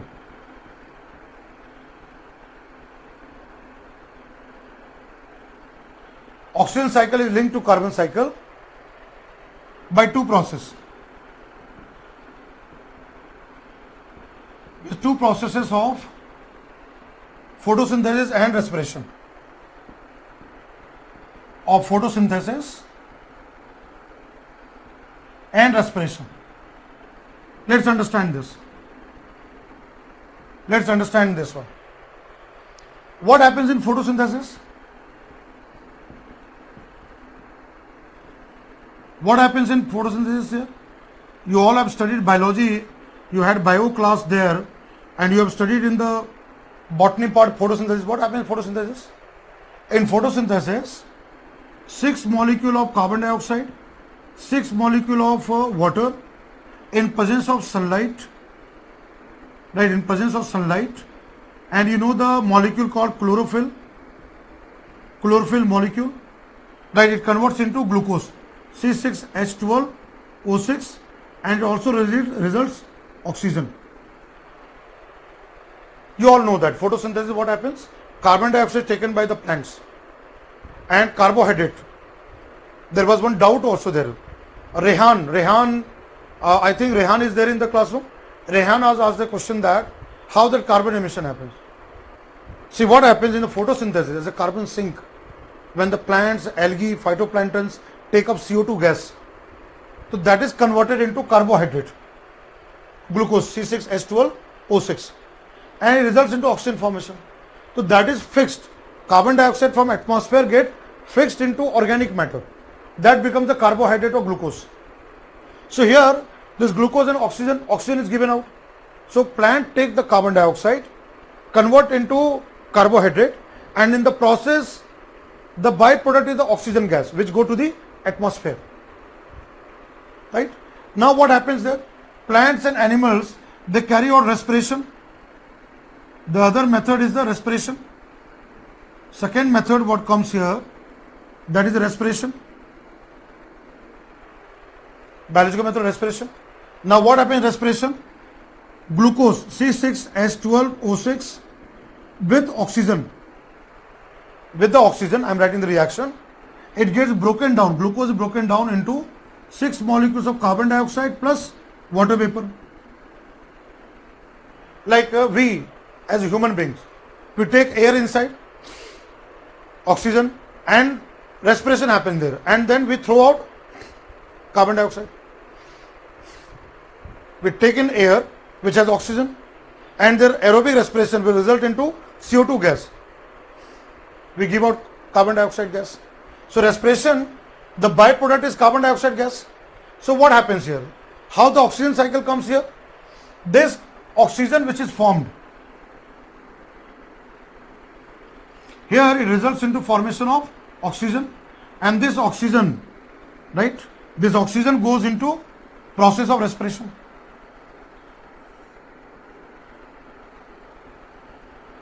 This oxygen goes to the process of respiration.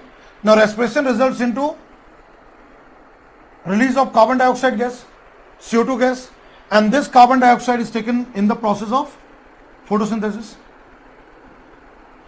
Did you understand here how oxygen cycle is linked with carbon cycle?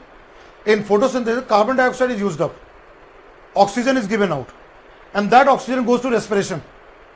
In respiration, oxygen is used up, carbon dioxide is given up, that goes into photosynthesis.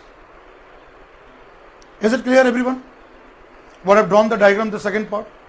Now third aspect, third part of oxygen cycle, right? The third part of oxygen cycle is that oxygen is found in the earth crust, lithosphere, in form of oxide like hematite, magnetite, bauxite, ore, mineral ore. So here, third point which I am writing here, I write here.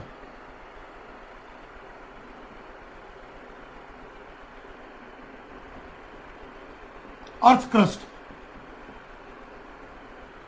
On the earth crust here, how the oxygen is found? I'll change the marker here. On the earth crust, oxygen is found here. Oxygen is found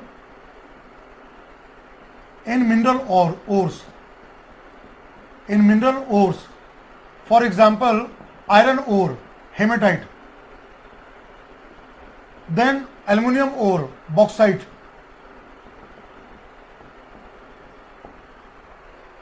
right? In the earth crust, oxygen is found as ores like iron ore, hematite, magnetite, ores of aluminum, aluminum oxide, bauxite, earth crust. In the form of oxide it is formed, right?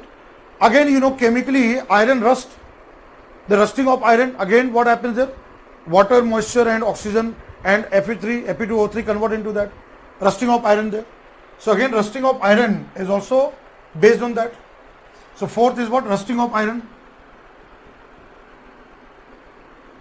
That is chemical form. Clear? This is the oxygen cycle. What I have given you all the points, this is based on oxygen cycle. If you have any doubt, you can ask me. If you have not understood anything, you can ask me. And what I say always, learning in the classroom. If you try to learn in the classroom, you don't have to open the textbook. There will be no need of opening textbook. If you are able to learn in the classroom. Right? My objective as a teacher is that you all should be learning in the classroom. Right? So that's what I'm trying to do in the classroom here. Oxygen cycle, this is the part of it. If you remember it, then it is a well and good. Right? Any doubt you have, any question you have, you can ask me. I have given very clearly on the whiteboard here.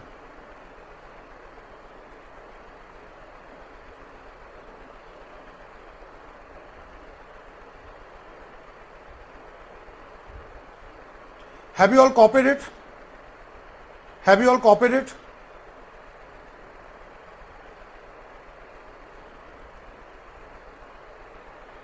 So please copy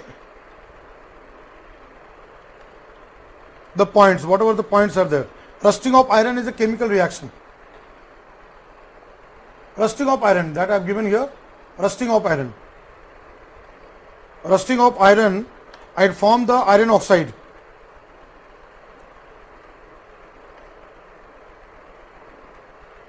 It result into iron oxide.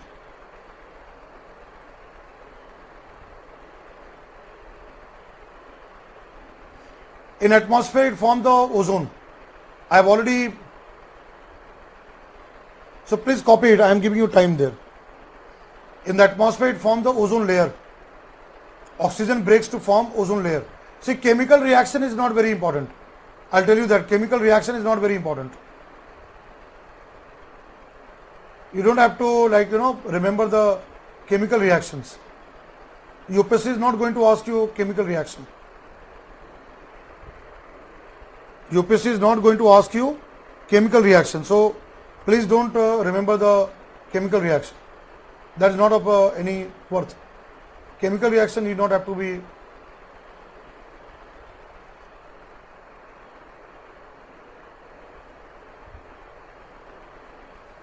Now you know that COVID-19, oxygen has become so precious. right? Oxygen has become very precious now because of the now people who are suffering with COVID, right? You know, now know that situation of oxygen cylinders and right now what is happening in Delhi and everywhere, right?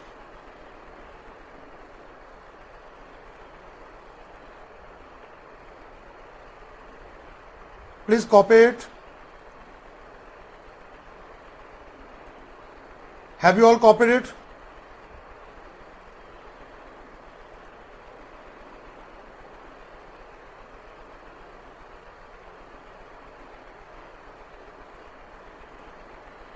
Have you all copied it?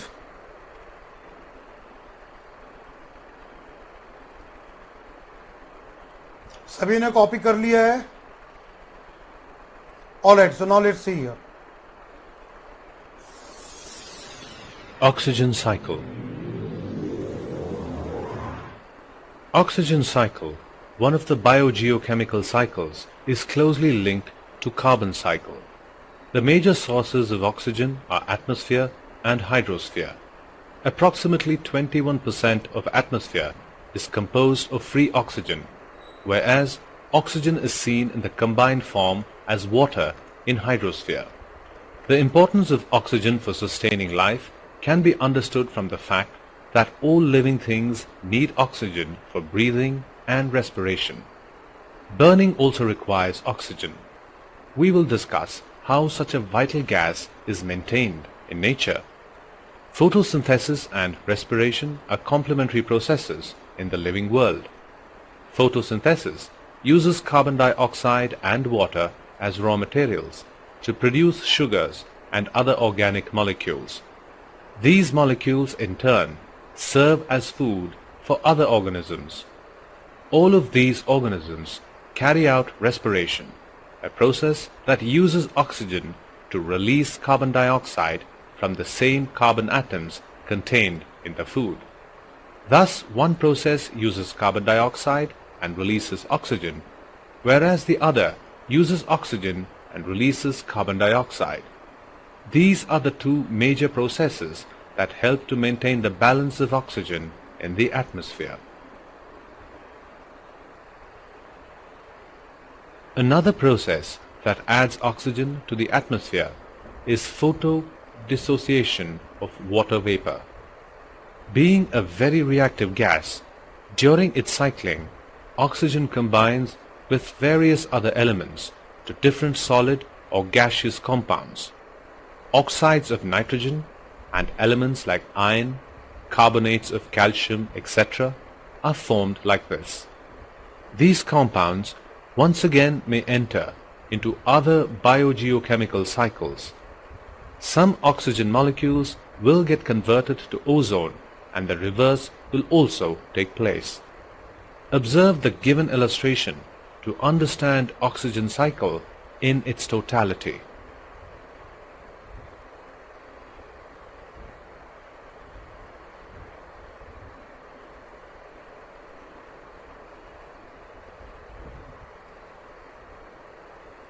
Is it clear with this video? I have played this video to make you understand. So there's a question from Kunal. Kunal has asked the question how it is rebroken. See here, ozone formation is a reversible reaction. It gets balanced. When I'm writing reversible reaction, it is a balanced reaction. The amount of ozone which is broken and then gets recycled also there, oxygen is there. So you know that I will be discussing in topic of ozone hole formation. Antarctica ozone hole. We'll cover in the classroom when I'll come to the topic of climate change, desertification, ozone layer, ozone hole formation. Again this will, but at that time I will not discuss what is oxygen cycle. I have just drawn with a diagram here. So what happened, there are certain type of compounds, chlorofluorocarbon, freon, which was earlier used at the domestic level as refrigerant, AC, refrigerator, chlorofluorocarbon, refrigerant at a domestic level. Now we have banned, under Vienna Convention and Montreal Protocol, we have banned such kind of a chlorofluorocarbon from domestic use, right? So there are certain type of compound, there are certain type of substance which contain chlorine, bromine, nitrogen and hydrogen. they react with ozone and they convert ozone back to oxygen. They break down the ozone. So the ozone layer becomes thinner, what we call ozone hole formation. That is what is seen in the South Pole, Antarctica ozone hole formation. We'll cover that, don't worry. Kunal and all of you in the classroom. See, I am taking a topic stepwise. I am going in a very particular direction. I am going in a very sequential order. How the ozone is broken down, ozone hole formation by chlorofluorocarbon or such compounds, we'll see in the classroom. I will cover when I'll discuss about the ozone layer and protection of ozone layer, Vienna Convention, Montreal Protocol, I'll discuss that. Don't worry. Right?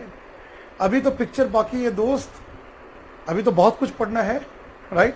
Environment ecology is a very interesting area and you are going to learn a lot of areas there, right? So don't worry. As of now, just understand oxygen cycle is linked with a stratosphere in terms of formation of ozone. As of now, just remember that. But again, just keep at the back of mind that ozone also get broken down by certain type of compounds which contain chlorine, bromine, nitrogen, and they break down the ozone to the oxygen, right? This reaction, what I've written, is a reversible reaction. Kunal, is it clear here? Everybody in the classroom, is it clear? I want motivation in all of you. Okay? Are you able to understand? How's Josh? How's Josh? How's Josh? Right? Good, very good. I want this kind of kind of motivation in you. You must feel motivated, right? And I am there to help you out. Don't worry. I am there as long as I am teaching in the classroom. You don't have to worry about it, right? I'll take care of the environment. Don't worry, right? We'll see the ozone depletion. Later part, we'll see that. All right. So let us. So this part, oxygen cycle. Now again, you all have copied there. I have shown you the oxygen cycle. Still, if you have any doubt, you can ask me. We'll now go to sedimentary cycle, and we'll first learn about phosphorus cycle. We'll go to phosphorus and sulfur, right? Any doubt you have? I'm seeing your response there. If you have any doubt, again, still you can ask me.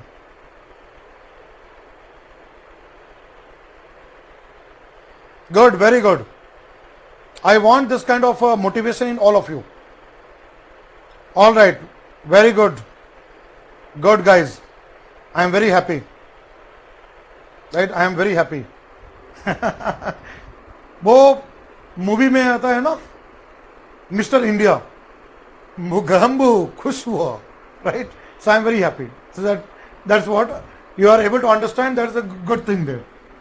So positivity is very, very important. You have to be always positive aspect of that. I have found many students, they are very much worried. ये समझ में नहीं आ रहा है, वो समझ में नहीं आ रहा है. I am not able to understand this and that. Lot of negativity.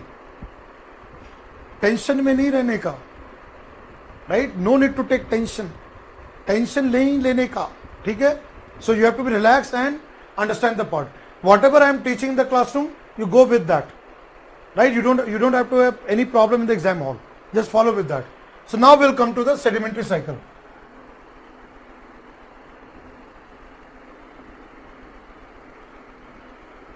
We will now discuss the sedimentary cycle. Very important part which I am going to cover in the classroom in terms of sedimentary cycle. And first part what I am now coming here, that is a phosphorus cycle. Let us first discuss phosphorus cycle. I have changed the marker so that you are able to write the points there. Phosphorus cycle. Now look at phosphorus cycle here. The first point here. Phosphorus is a very important element. Please write this in your note copy. It is an essential element for living organism. For living organisms. Right? How it is very important for living organisms? And is found in animals. Where in animals is found? And is found in animals in bones and teeth. Bones and teeth. What is bones and teeth made up of? Is made of calcium phosphate.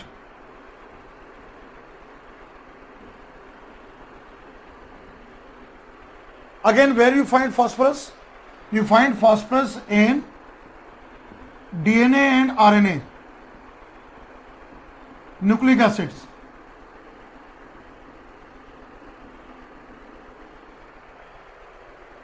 What is nucleic acid made up of? Sugar, 5 carbon sugar and phosphate, PO4 3 minus, phosphate group, right? You have a sugar and phosphate group. 5 carbon sugar and you have phosphate group as backbone. DNA and RNA, right? Which I've written sidewise. Now again, where do you find AMP, adenosine monophosphate, adenosine diphosphate, and then energy currency, ATP, adenosine triphosphate. AMP 1 phosphate, ADP 2 phosphate, ATP 3 phosphate. The energy what we get through respiration, ATP, 3 phosphate group, right? So this is the biologically important element. Phosphorus is a very important element. Now again what we use here, we use phosphate fertilizers, right, in agriculture, and soil gets the phosphate. Like for example here, if we take example here, let's take example. What is example here? Ammonium phosphate.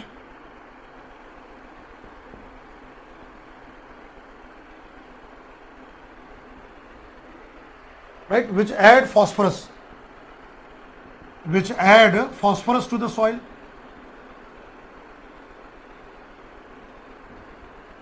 And the plant takes up the phosphorus. Right? Now further, what happens further here? Weathering of rock. Now you see here, you have rock, right? Rocks are there. So what happens? There is a weathering. Mechanical weathering, chemical weathering, biological weathering of rocks. So it releases it contains phosphorus. Rocks has got phosphate. Phosphorus is there. So what happened here? Soil, the soil which is formed there, it gets the phosphate from weathering of the rocks. And the plants here,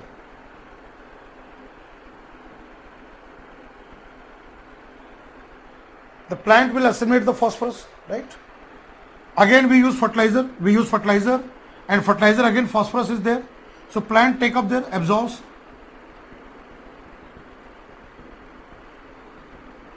Assimilation, it becomes organic matter. Now this will go to animals by food chain. By food chain it will go to the animals there. Now again something happens here, very important one. Something again takes place here. What happens here? Runoff here.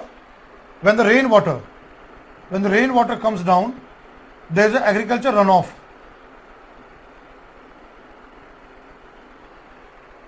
It goes to the rivers, lakes, streams, and then to the ocean, to the water bodies here. So here phosphorus, topsoil, so the phosphate that goes to the water bodies. It goes to the water bodies. And here algae,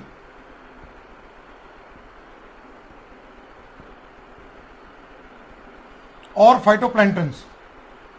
In sea and ocean, you have phytoplankton like diatom will take the algae and phytoplankton will take phosphorus, and then it will undergo where it will go to the marine, in the sea and ocean. It becomes a part of marine food web. Marine food web, aquatic organism there. Then what happened? Death.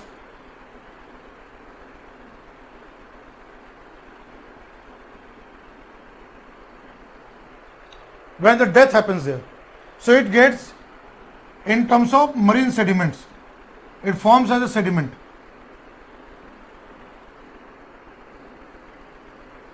It becomes a part of marine sediment, right?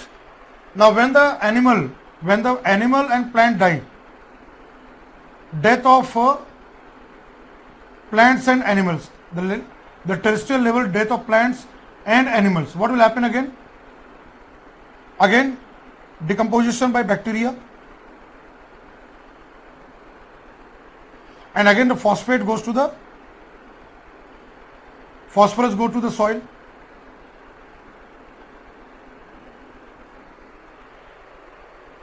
Now what happens? This sediment, right? This sediment, after long time frame,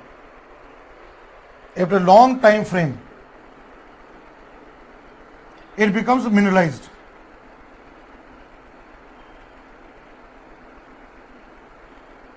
It gets mineralization, then rock formation, result into rock formation, and then come to the surface. What is called here? Geological uplift. It happens over thousands of years, millions of years. It takes millions of years, and this is the part of earth crust. This happened on the earth crust, right? And comes to the surface. I'll again explain. Third point I'm again explaining here. What happened, third point here is that rocks, when there is a weathering, soil gets the phosphorus.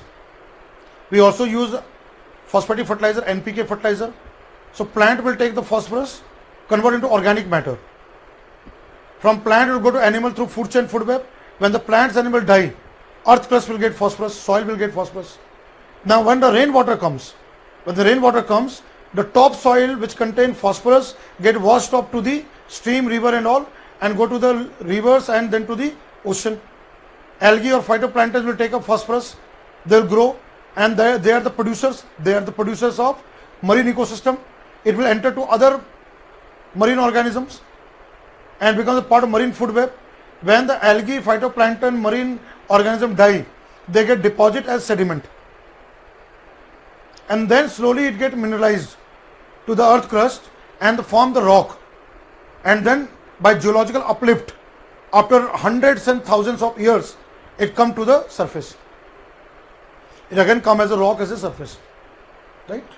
So here the sediment deposition happens here.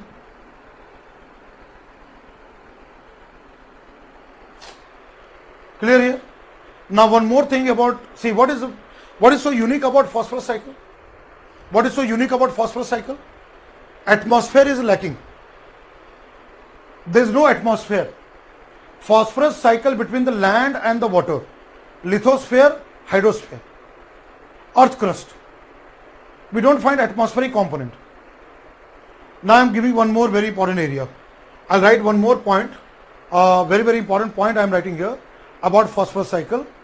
Guano. There is another thing called guano. Guano part of it, right? There's certain type of bird droppings, right? There's certain type of bird droppings what called guano.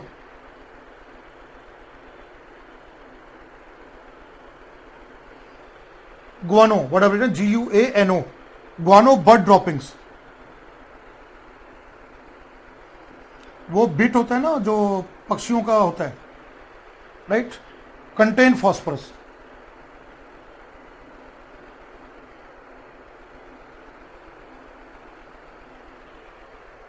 The guano, there's some kind of seabird,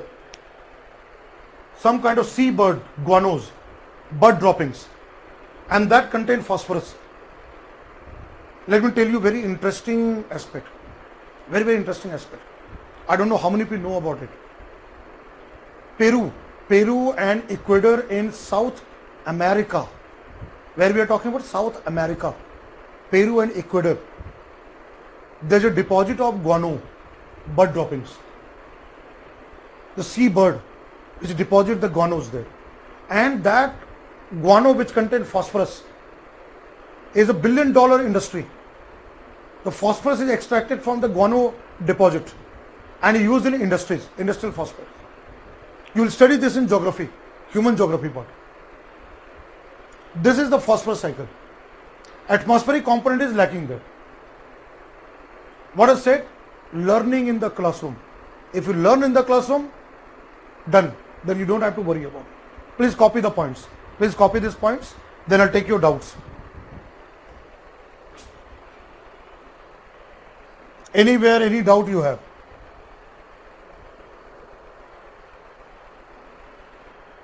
Anywhere you are not able to understand, you can ask me doubt there.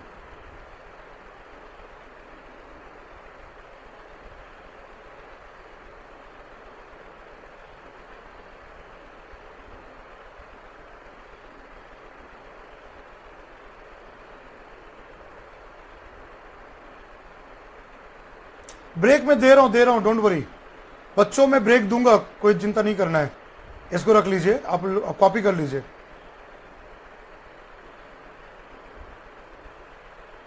I am sorry I will give you break there don't worry I give the break there I give the break here but just worry Giridhar Ramrao Chauhan ji assimilation is again the plant will absorb phosphorus and convert the phosphorus into organic material AMP ADP ATP right DNA RNA that will become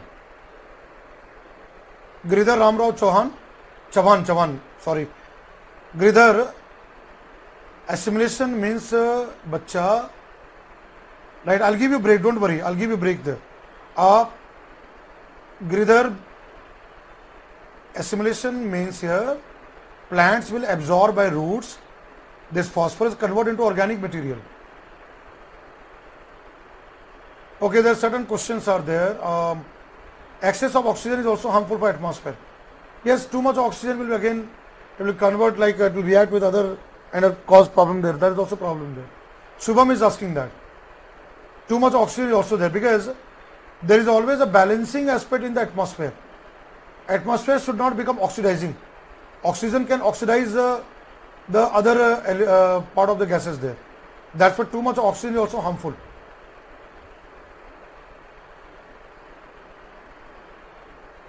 All have copied it.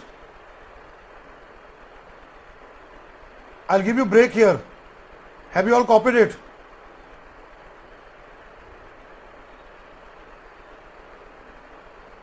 Vision material is too bulky. If I explain the vision as material, Mr. Vivek Kumar, that will take 100 days for me to complete the environment class.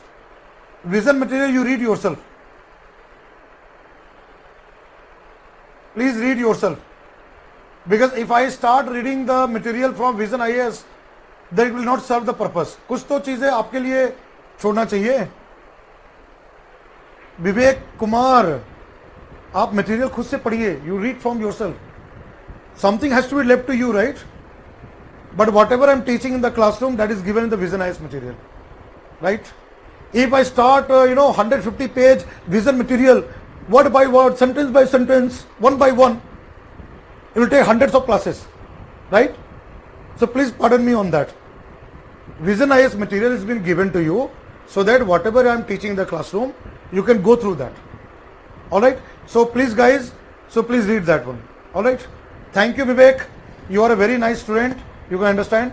And please दिल पे मेरी बात मत लेना. कोई भी मेरी बात दिल पे मत लेना. ठीक है? So I know you all are very good students. Thank you Vivek. All right. All right. So now let's have break. Let's have a break time. We'll take a break here. Are you all there? Everybody is back in the class? Acha, theek hai. What I'll do, I will not go to the bottom of the board because right now I am doing all this classroom. What you see right now, that's not the normal visionized classroom. You can understand, right? The camera is fixed and the board is also fixed. So I have got only space like this. So I don't worry. Few of you have raised that part that you are not able to read the below part, the bottom part. I'll take care of that. I'll not go too below. I'll just keep on the center. All right. So that will be taken care.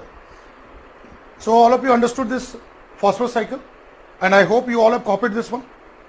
So what I was discussing, guano, and there's a guano deposit in Ecuador and Peru, from where the phosphorus for industrial use is extracted from there. right, is extracted from there. Let's watch a documentary on that. This video was made possible by Brilliant. Learn about neural networks, gravitational physics, number theory, and more for 20% off over at brilliant.org/HAI. So what do this and this and this and that have in common? Well, they're all part of this, the United States. Now I know I'll get plenty of comments like these, and for that I'm sorry, but this is going to be another one of those episodes, the America-centric ones. Now what really binds these islands together is that they're all part of the US because of this, bird poop. In the 1700s, everyone was farmers. At the time, the world population was starting to increase faster and faster, but the share of people working in farming was staying roughly the same. All around the world, the soil was losing its nutrients from centuries of farming, so growing was becoming less efficient. That was all until a guy named Alexander von Humboldt went to Peru and discovered guano. And by discovered, we mean he saw natives doing something and decided he invented it. Now, sidebar. Guano equals bird poop.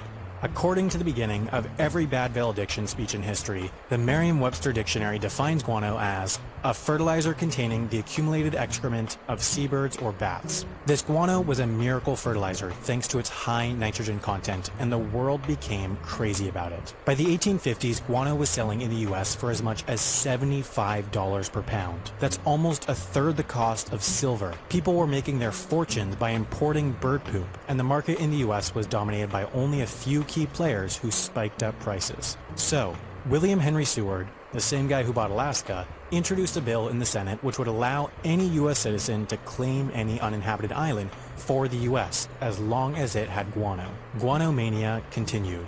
Businessmen went all around the world to find remote, unclaimed islands with guano, and once they did, these islands were added to the U.S. no matter where they were. This is how the country ended up with places like Howland Island, a 1.5-mile-long piece of land in the South Pacific, and Kingman Reef, a gathering of shells reaching no more than 3 feet out of the water. So the question was, how do you fit these places into the U.S.? These islands were not close to the U.S. Some were over 4,000 miles away from the mainland.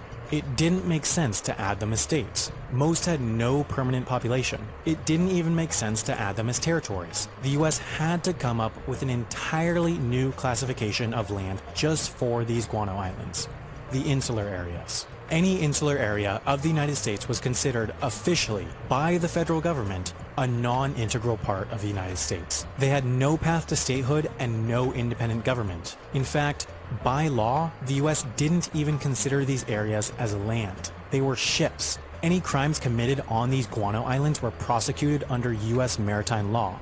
The only real benefit of these islands being part of the U.S. was that if another country tried to claim these islands, the U.S. military would come knocking. As it turned out, most islands claimed ended up being pretty useless for guano mining. Many were like Palmyra Atoll, too wet for guano to dry into useful fertilizer.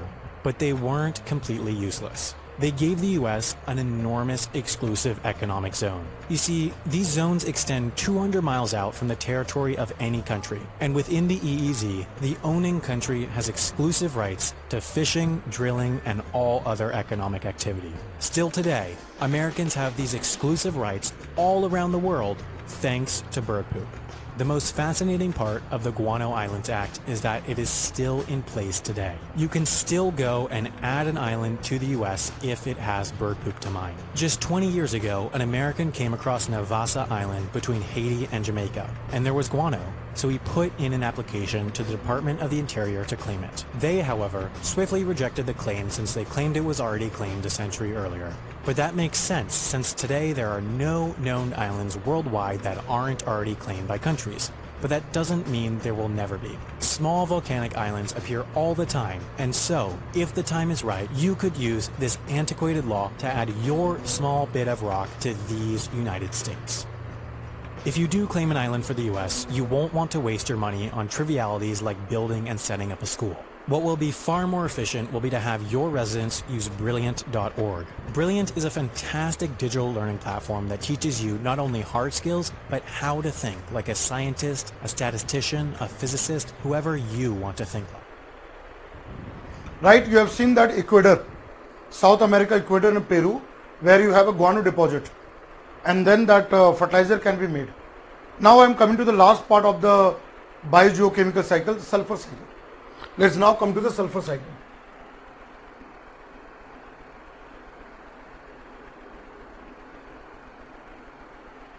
Right? We are coming to the sedimentary cycle, the sulfur cycle. So point wise I'll go into that. So element sulfur, right, that is a part of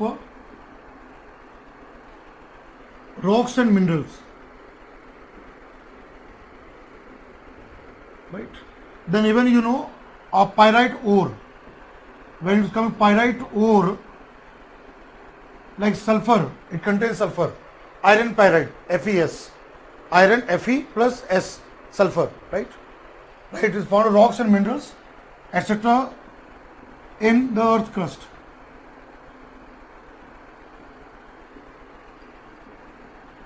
Right. Now what happens here? Rock, let's say this is a rock, same as a phosphorus cycle. So when there is a weathering, right, the weathering of the rock, please write this in note copy there. The soil will have sulfate, right, and the plants will now again take up the sulfate, right, the plants will take up the sulfate, and from plant it will go to the animals through the part of food chain and food web. Now again, when the agriculture runoff happens there, right, when again there's a runoff, agriculture runoff happens there, so it will go to the water body and to the sea and ocean. It will go to the part of the ocean, right, again here sulfate will go to the ocean there and become the part of the marine food web. It enters the marine food web. It becomes a part of marine food web. Now death of marine organism, that get deposited as a sediment.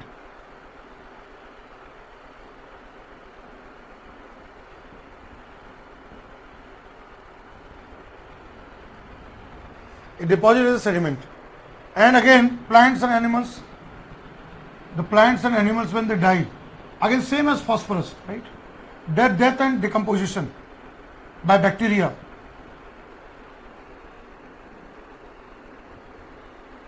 Again that will go to the earth crust.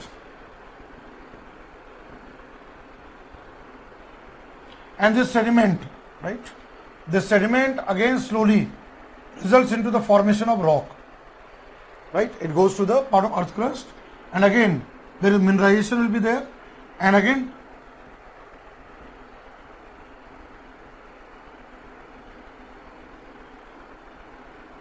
rock formation, and again it will come as a geological uplift, right? It results in geological uplift, and same as phosphorus cycle, this again the event happens there. It comes to the part of the surface, right? Now third aspect here, when the plants and animals they die, the fossil fuel, right? Fossil fuel, right, contains sulfur, organic matter which comes from there, so it contains sulfur there, right?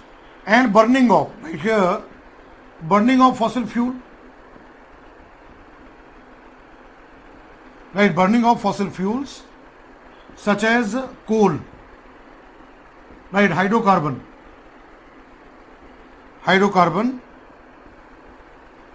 releases sulfur dioxide gas. Thermal power plant, vehicles, factories, industries release sulfur dioxide gas.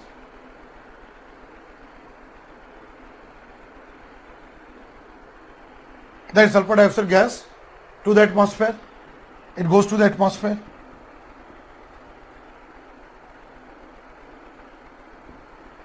It goes to the atmosphere.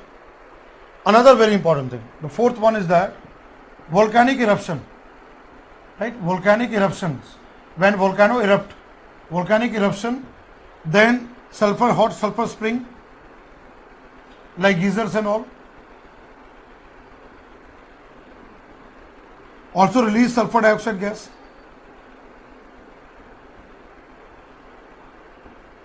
This also goes to the atmosphere. This also goes to the atmosphere there. Now there is also one more process here.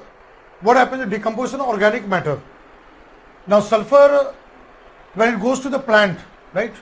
When it goes to the plant and the animal, biologically, sulfur get converted into amino acids, enzymes, amino acid. So biologically, if you look at here, when it comes to animal and plant, so here like a sulfur containing amino acids. Protein is made of amino acid. There is certain type of amino acid, for example, cysteine.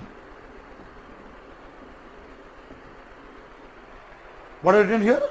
Biologically, if you look at, biologically this protein which is made of amino acid, right?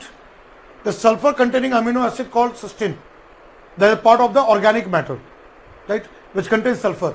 So when there is decomposition, again you know that when the decomposition, the fifth point, what I am writing here, decomposition of organic matter which contains sulfur, sulfur containing amino acids.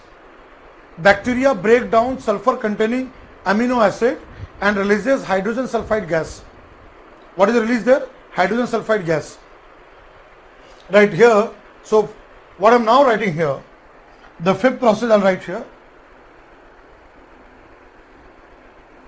Decomposition of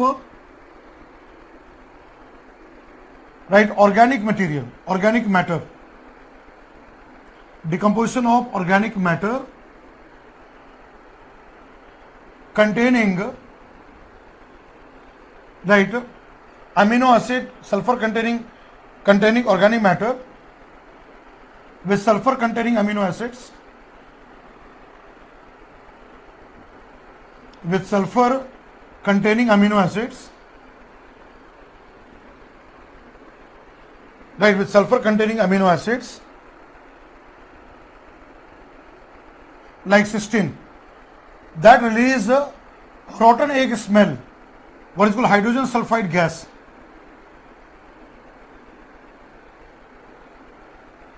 Which has a rotten egg smell, सड़े हुए अंडे का गंध आता है to atmosphere.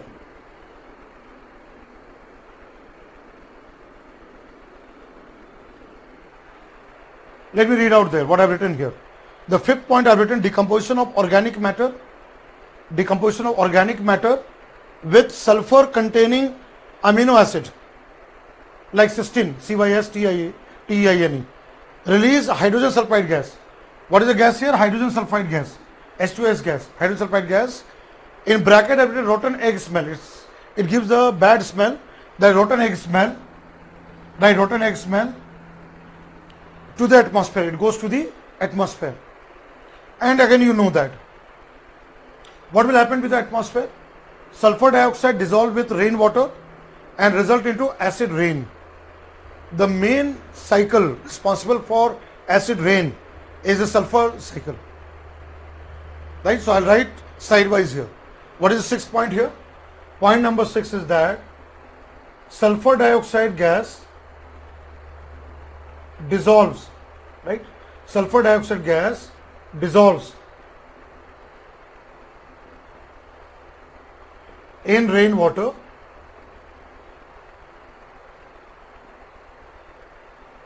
forming acid rain.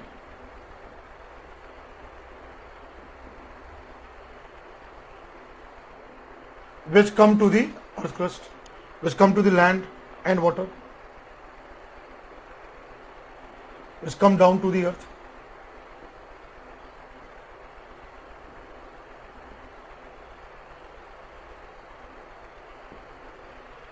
What is sixth point here? I'll read out there. Those of you cannot see, I'm reading out. Sulfur dioxide gas, arrow, dissolves in rainwater, forming acid rain, which come down to the earth's surface. Right? So this is the entire sulfur cycle. All the 6 points what I have written There is a part of sulfur cycle. Please copy it. First copy. Same. I'll take your doubt. पहले आप copy कीजिए. White board को copy कीजिए. First you copy the point, then I'll again explain. I'll do the explanation one more time. But first copy the whiteboard. I'm giving you time. Please copy that.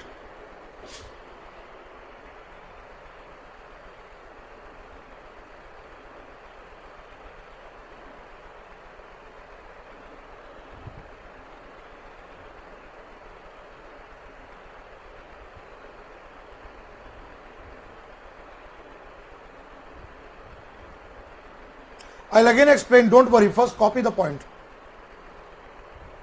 The fifth point, I'll explain that. Decomposition of organic matter with sulfur containing amino acid release hydrogen sulfide gas, rotten egg smell to atmosphere. I'll explain that. First, Ishika Singh, first you copy the points. I request everybody first copy all the points. I'll explain again.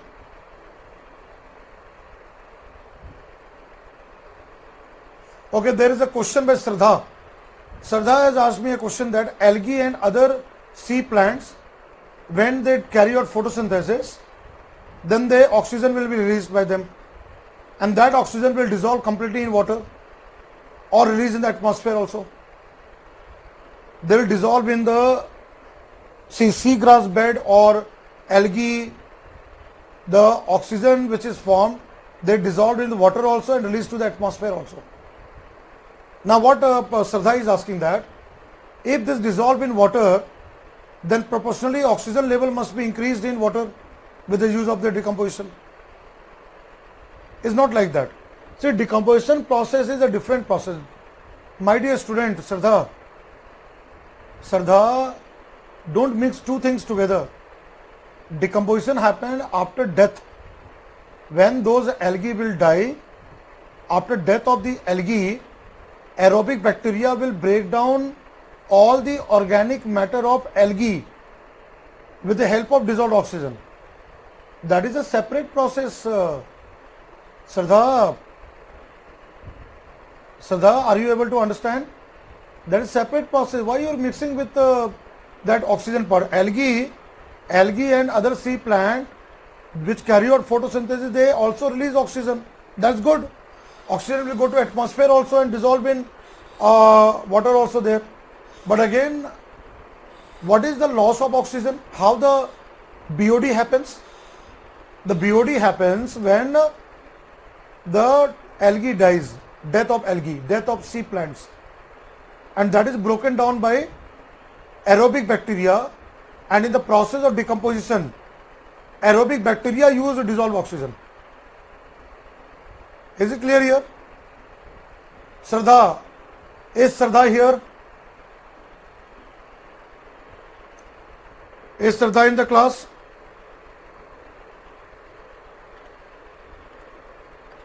Did you understand, Shraddha?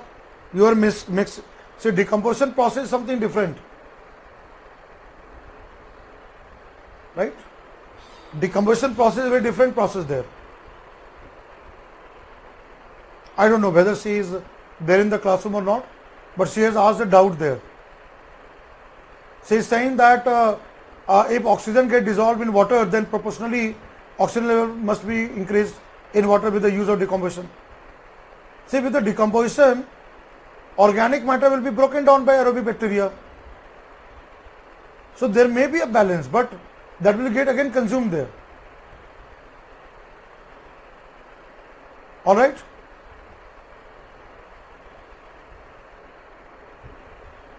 Anyway, have you all copied it? Please copy it fast. I will explain the points again. Have you all copied the points? Have you all copied the points? Please give me reply very fast. I'll then I'll again explain the sulfur cycle.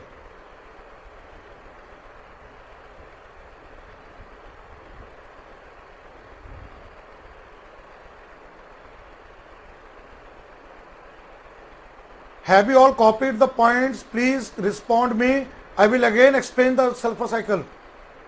First, I want that you all have copied the point there. All right. Now let's say come to the explanation part.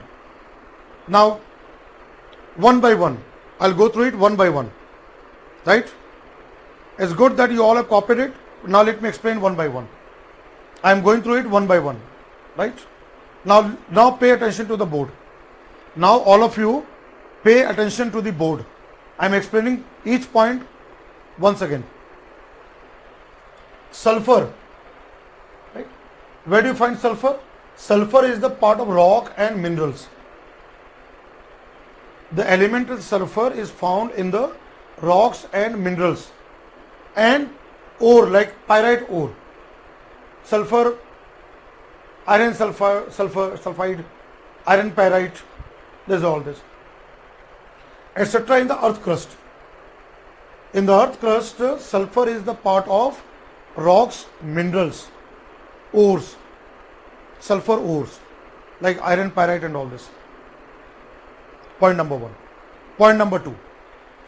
Rock, there is a weathering where the rock is broken down by chemical process, mechanical process.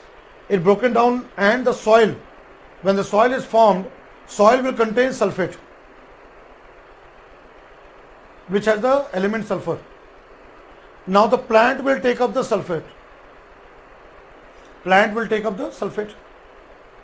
Even we use fertilizer, ammonium sulfate. We use the fertilizer, ammonium sulfate, ammonium phosphate.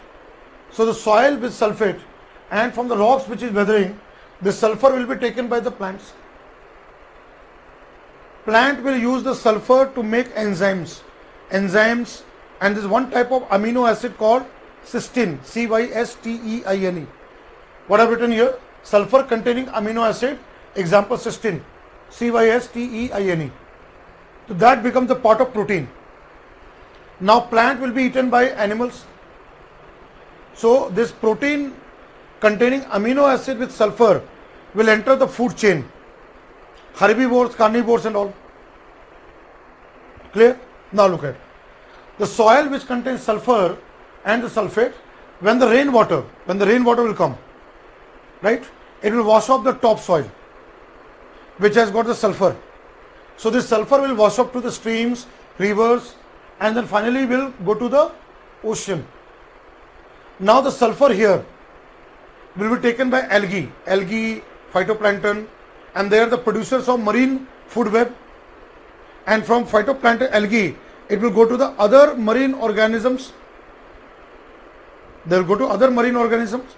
So it will enter the marine food web in the ocean. Now when the algae will die, death of algae, death of phytoplanktons, death of marine organisms, so that get buried as a deposit, as a marine sediment.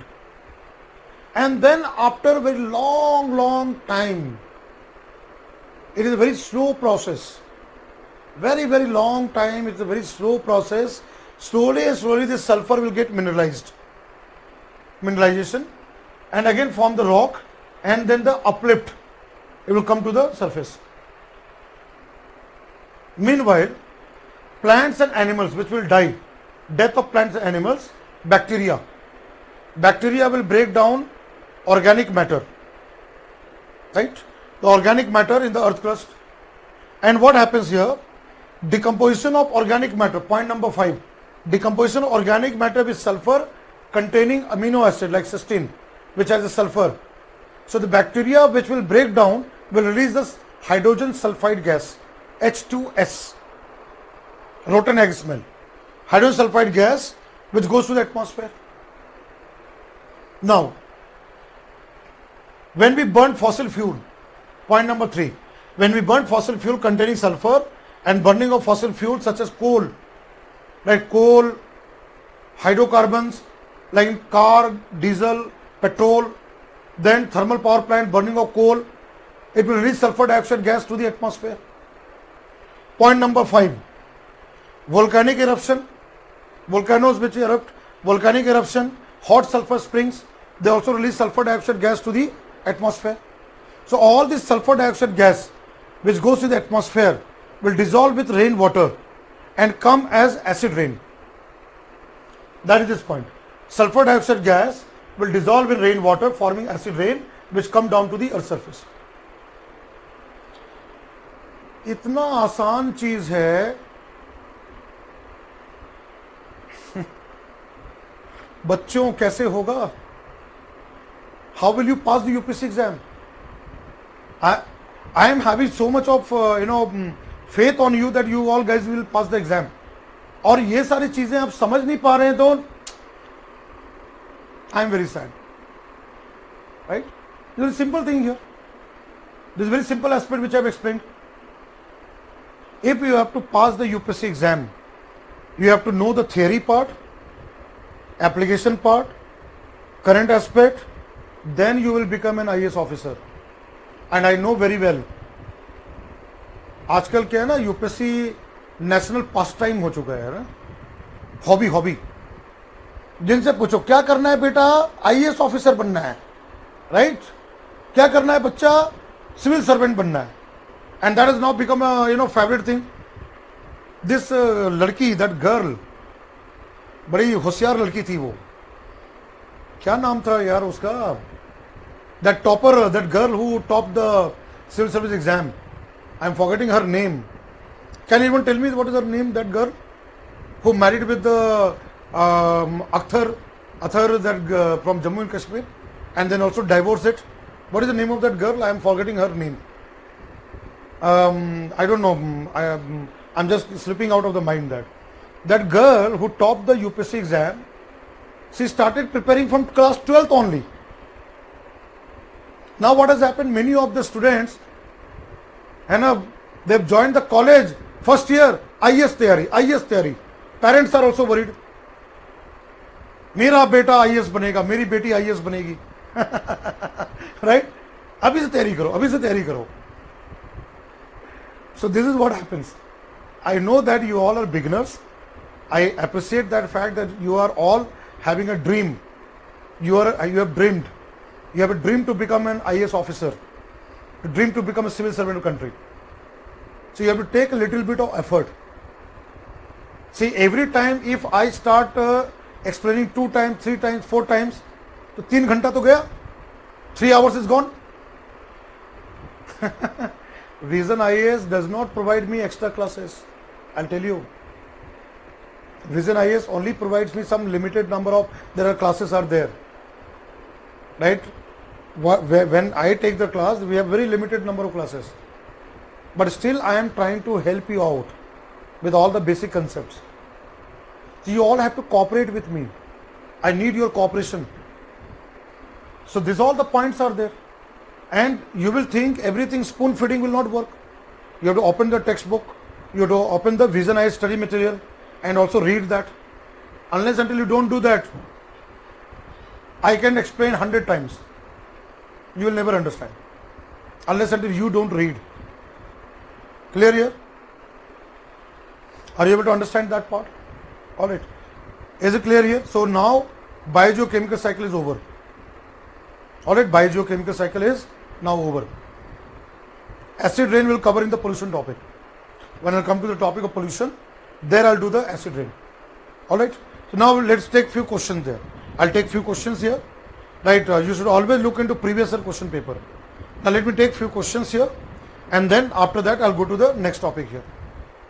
Let's look at the few questions here. You have any doubt, please ask me.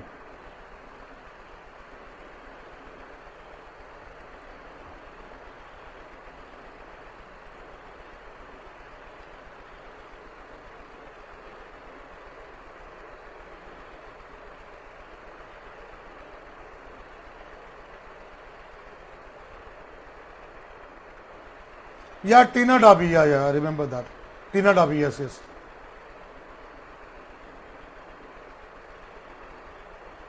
Tanvi Gupta, please, I'll explain that. Tanvi Gupta, I'm going to explain your concept.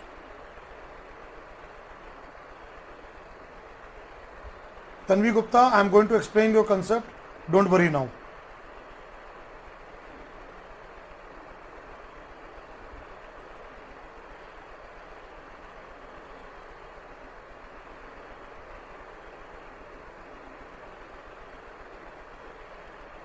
Tanvi Gupta, I'll just come to your part of it. Don't worry. I am now coming to your question only there. I have already conveyed you the information through batch coordinator.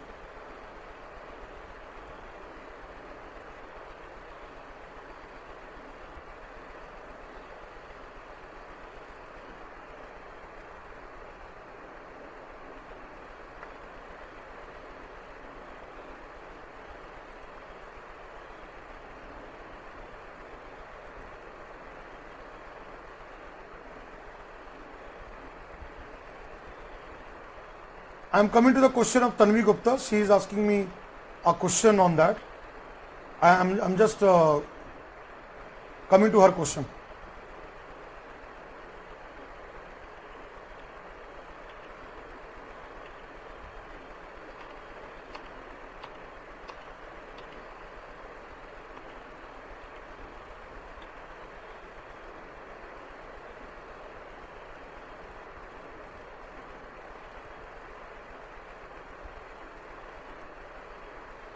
See, Tanvi Gupta has asked me question. I'll first read the question of Tanvi Gupta. Tanvi Gupta has asked me a question that allogenic, autogenic and autotrophic succession with examples. Tanvi Gupta has asked me this question. Now I'm coming to that part. What Tanvi Gupta has asked me question there. So this is given in your Vision IS material. I'm addressing the question of Tanvi Gupta.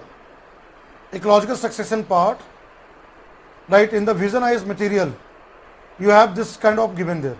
Other prominent type of ecological succession there. See, what is the first one? Autotrophic succession. This is a doubt raised by Tanvi Gupta. I am giving her answer here because she is asking this question so many times. So let me finish her doubt here. Autotrophic succession, see here, is the early and continued dominance of autotrophic plants like green plants, where you have initially green plants, right? You have a soil with all the minerals, and then it is started with the green plants and all. This is called autotrophic succession, right? Let's see here example. If you have any example here, see, whenever you have any problem in understanding now, you have always free to use the Google search. See here, I'll show you the example here. Go to the images here. Yet go to the images here. See here, inorganic compounds and all, where it comes here. Like for example, this one. What happens there initially? If you take here rocks, you have a lichens and all which break down the rock. You have small annual plants. This is small annual plants, and then you have continuously. What happens in this case? Continuously you get the part of the perennial herbs, grasses, all this. This is called autotrophic. This is called as a autotrophic succession. This is the autotrophic succession. Right? This is the autotrophic succession comes into that. Like this is one. These are autotrophic succession which starts with green plants. Right? Based on green plants. See what is given here? The succession where initially the green plants are much greater in quantity than the animals. Where you have more number of green plants than animals, that is called autotrophic succession. Right? That is autotrophic. What is heterotrophic succession? Where you have animals more, like heterotrophic organ like bacteria, right? Fungi are present in greater quantity. That is heterotrophic succession. Right? This is what is given there. Autotrophic succession. Now what is allogenic succession? Tanvi is asking the question that what is allogenic succession? What is allogenic succession here? Allogenic succession is that where the replacement of the existing community is done by external condition and not by existing organism. That means the outside condition. There may be arrival of species from outside. Allogenic succession में क्या होता है, बाहर के factors के कारण वहां पर बदलाव होता है. द आउटसाइड स्पीसीज में come to that site. That is called allogenic. That is called as a allogenic. Let's see here, allogenic. The outside species comes there, right? Outside species come into that and occupies that. That is done from outside, which comes here, allogenic, right? That comes from outside part of it. Let's say here this one. Species composition is disturbed by environmental factors, like for example hurricane, forest fire, flooding, climate change, external reason, and this happens in secondary succession. Secondary succession, what happens in secondary succession? Because of forest fire, flood, some kind of event will make the changes to that area, and there will be replacement of the community. So that is called allogenic succession. This is called as a allogenic succession. What is allogenic succession? Which happens because of the external factors. Now see here. What is the next one here? Autogenic succession. What is autogenic succession? It is referred to where the community itself, as a result of the reaction with the environment, modified its own environment and caused the replacement. That is the primary succession. Autogenic happens in the primary environment, like here, changes in the environment conditions which lead to changes in species composition of ecosystem caused by biological process of the organism themselves, like trees shedding and killing the plants underneath that requires high sunlight. Let's say there are trees which can shade and kill the other plants which is inside there, which will require high sunlight and all this. Own biological process, autogenic. That is the part of here autogenic succession, where the biological process of the organisms themselves modify the succession process. That's called autogenic. Right? Then in the handout, you have been given here hydrarch, where the succession status happens in shallow water, like pond and lake. Right? That is called as a hydrarch succession. Hydrarch means water. Xerarch succession. What is xerarch succession? Which happens on the bare ground, rock, barren land, and then the forest comes up. That goes xerarch succession. Tanvi Gupta, is it clear here? Tanvi, are you able to understand? Tanvi, are you able to understand here? Are you able to understand, Tanvi?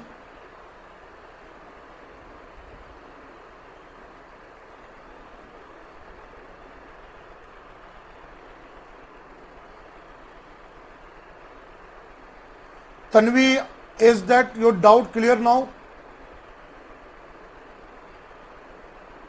Tanvi Gupta, what I have explained here, did you understand the part? Okay guys, what I'll do here,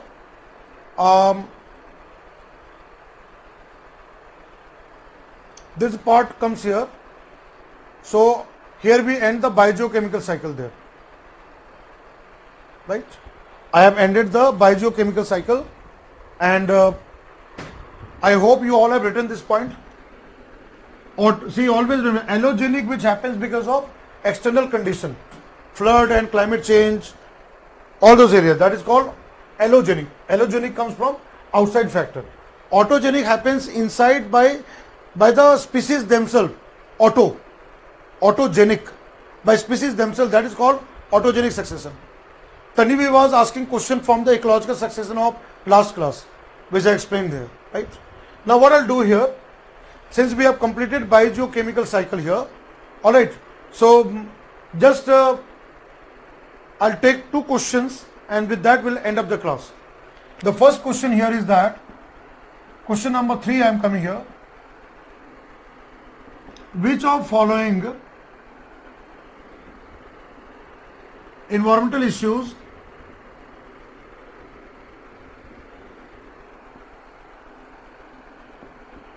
are linked with nitrogen cycle? I have already explained in the classroom there. Let me take the question here. The first one here, photochemical smog, right? Then second here, I am giving here another one, that is a eutrophication.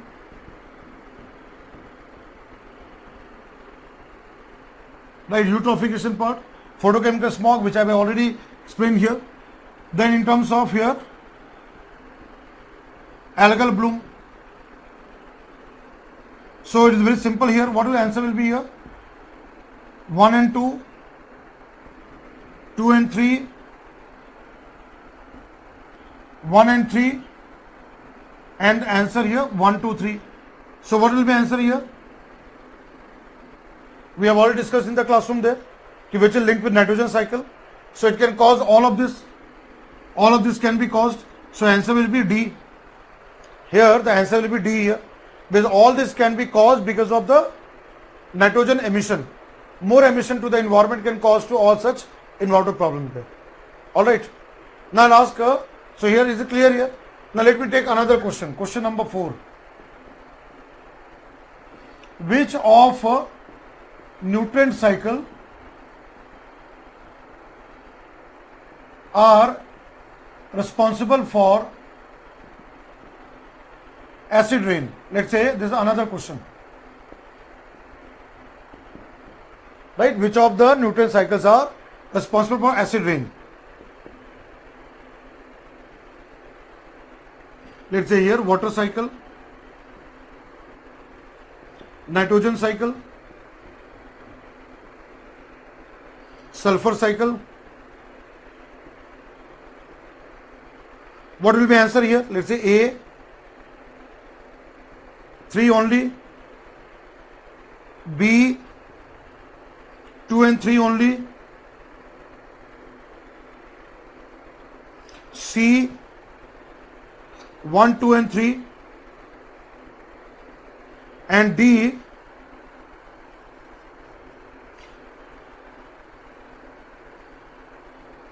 none. So what will be answer here? What will be answer here? D is the none. Let me write here. D as a none. So what will be answer here? What I have given, which of the nutrient cycle responsible for acid rain? Because of emission of nitrogen, nitric acid, nitric acid and sulfur cycle. So the answer will be here B, 2 and 3 only. Do you understand? Responsible. Water cycle, see rainwater, I have given you options water cycle. Sulfur dioxide gas can dissolve with rain, right, and form sulfuric acid and all, strong acid, or nitrogen dioxide react with the rain and form the nitrous and nitric acid. So water cycle is not responsible. The responsible is the sulfur dioxide emission. Responsible is the nitrogen dioxide emission. So the answer will be nitrogen cycle and sulfur cycle. Answer will be 2 and 3. B as an answer. I hope you will be able to solve such questions. Right? I hope you will be able to solve such simple questions if asked in the exam. What I have done here. Right?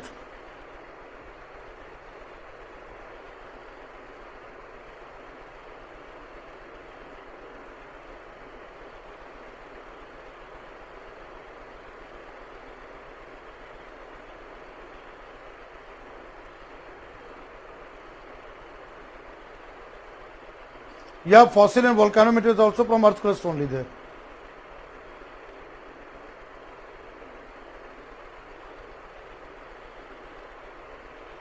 Gerarch happens in the part of the dry area, barren land there. And there is also an example of autotrophic. Autotrophic is also example of Gerarchs there.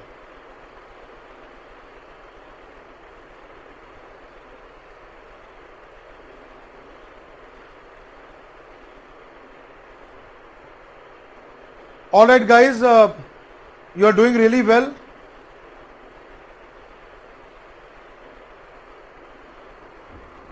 See, UPSC journey and what you want to know, that is outside the preview of the class, right? But I can tell you that I have been to the interview board twice.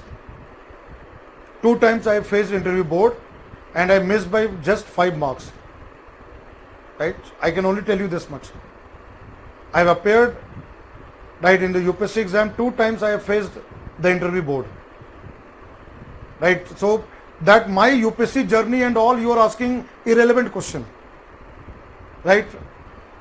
You are asking very irrelevant question about my journey, because this is the classroom program. This is not a personal kind of chat kind of program, right? I generally avoid this kind of questions in the classroom.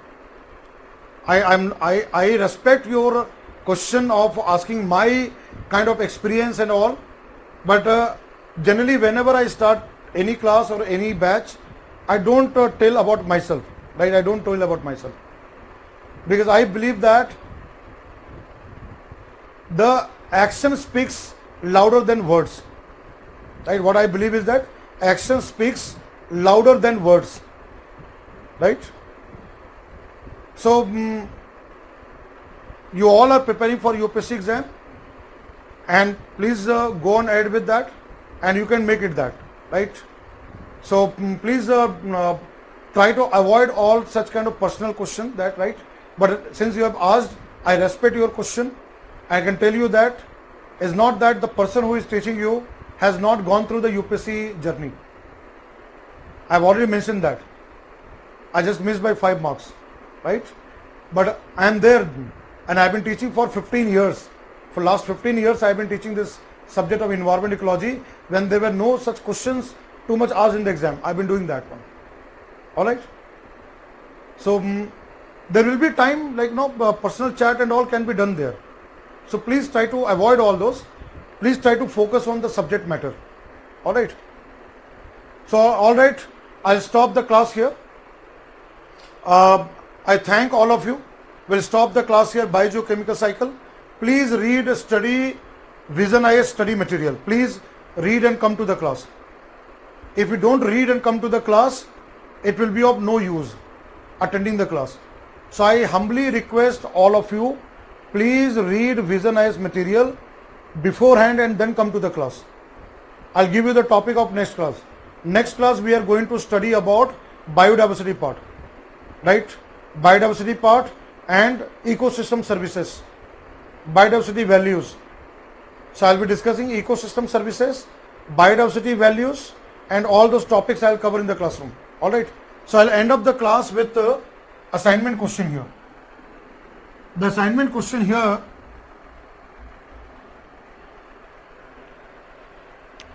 is that discuss environmental issues. This you have to write in your means point of view question. I'm giving water issues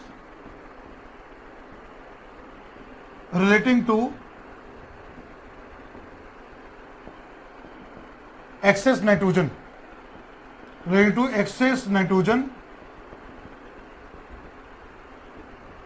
and phosphorus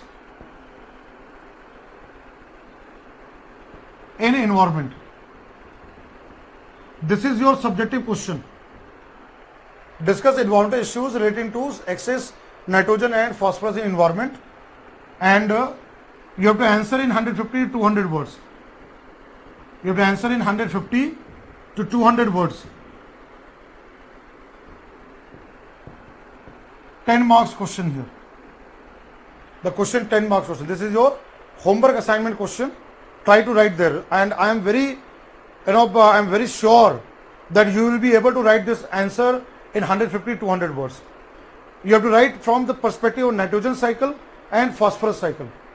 Discuss environmental issues relating to excess nitrogen and phosphorus in environment. Right? 10 marks question.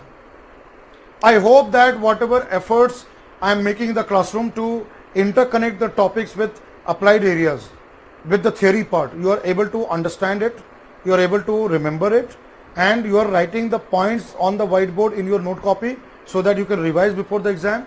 And please read the Vision IS study material, right, which will make you understanding more better, or whichever environment book you have, it will help you understand concepts more better.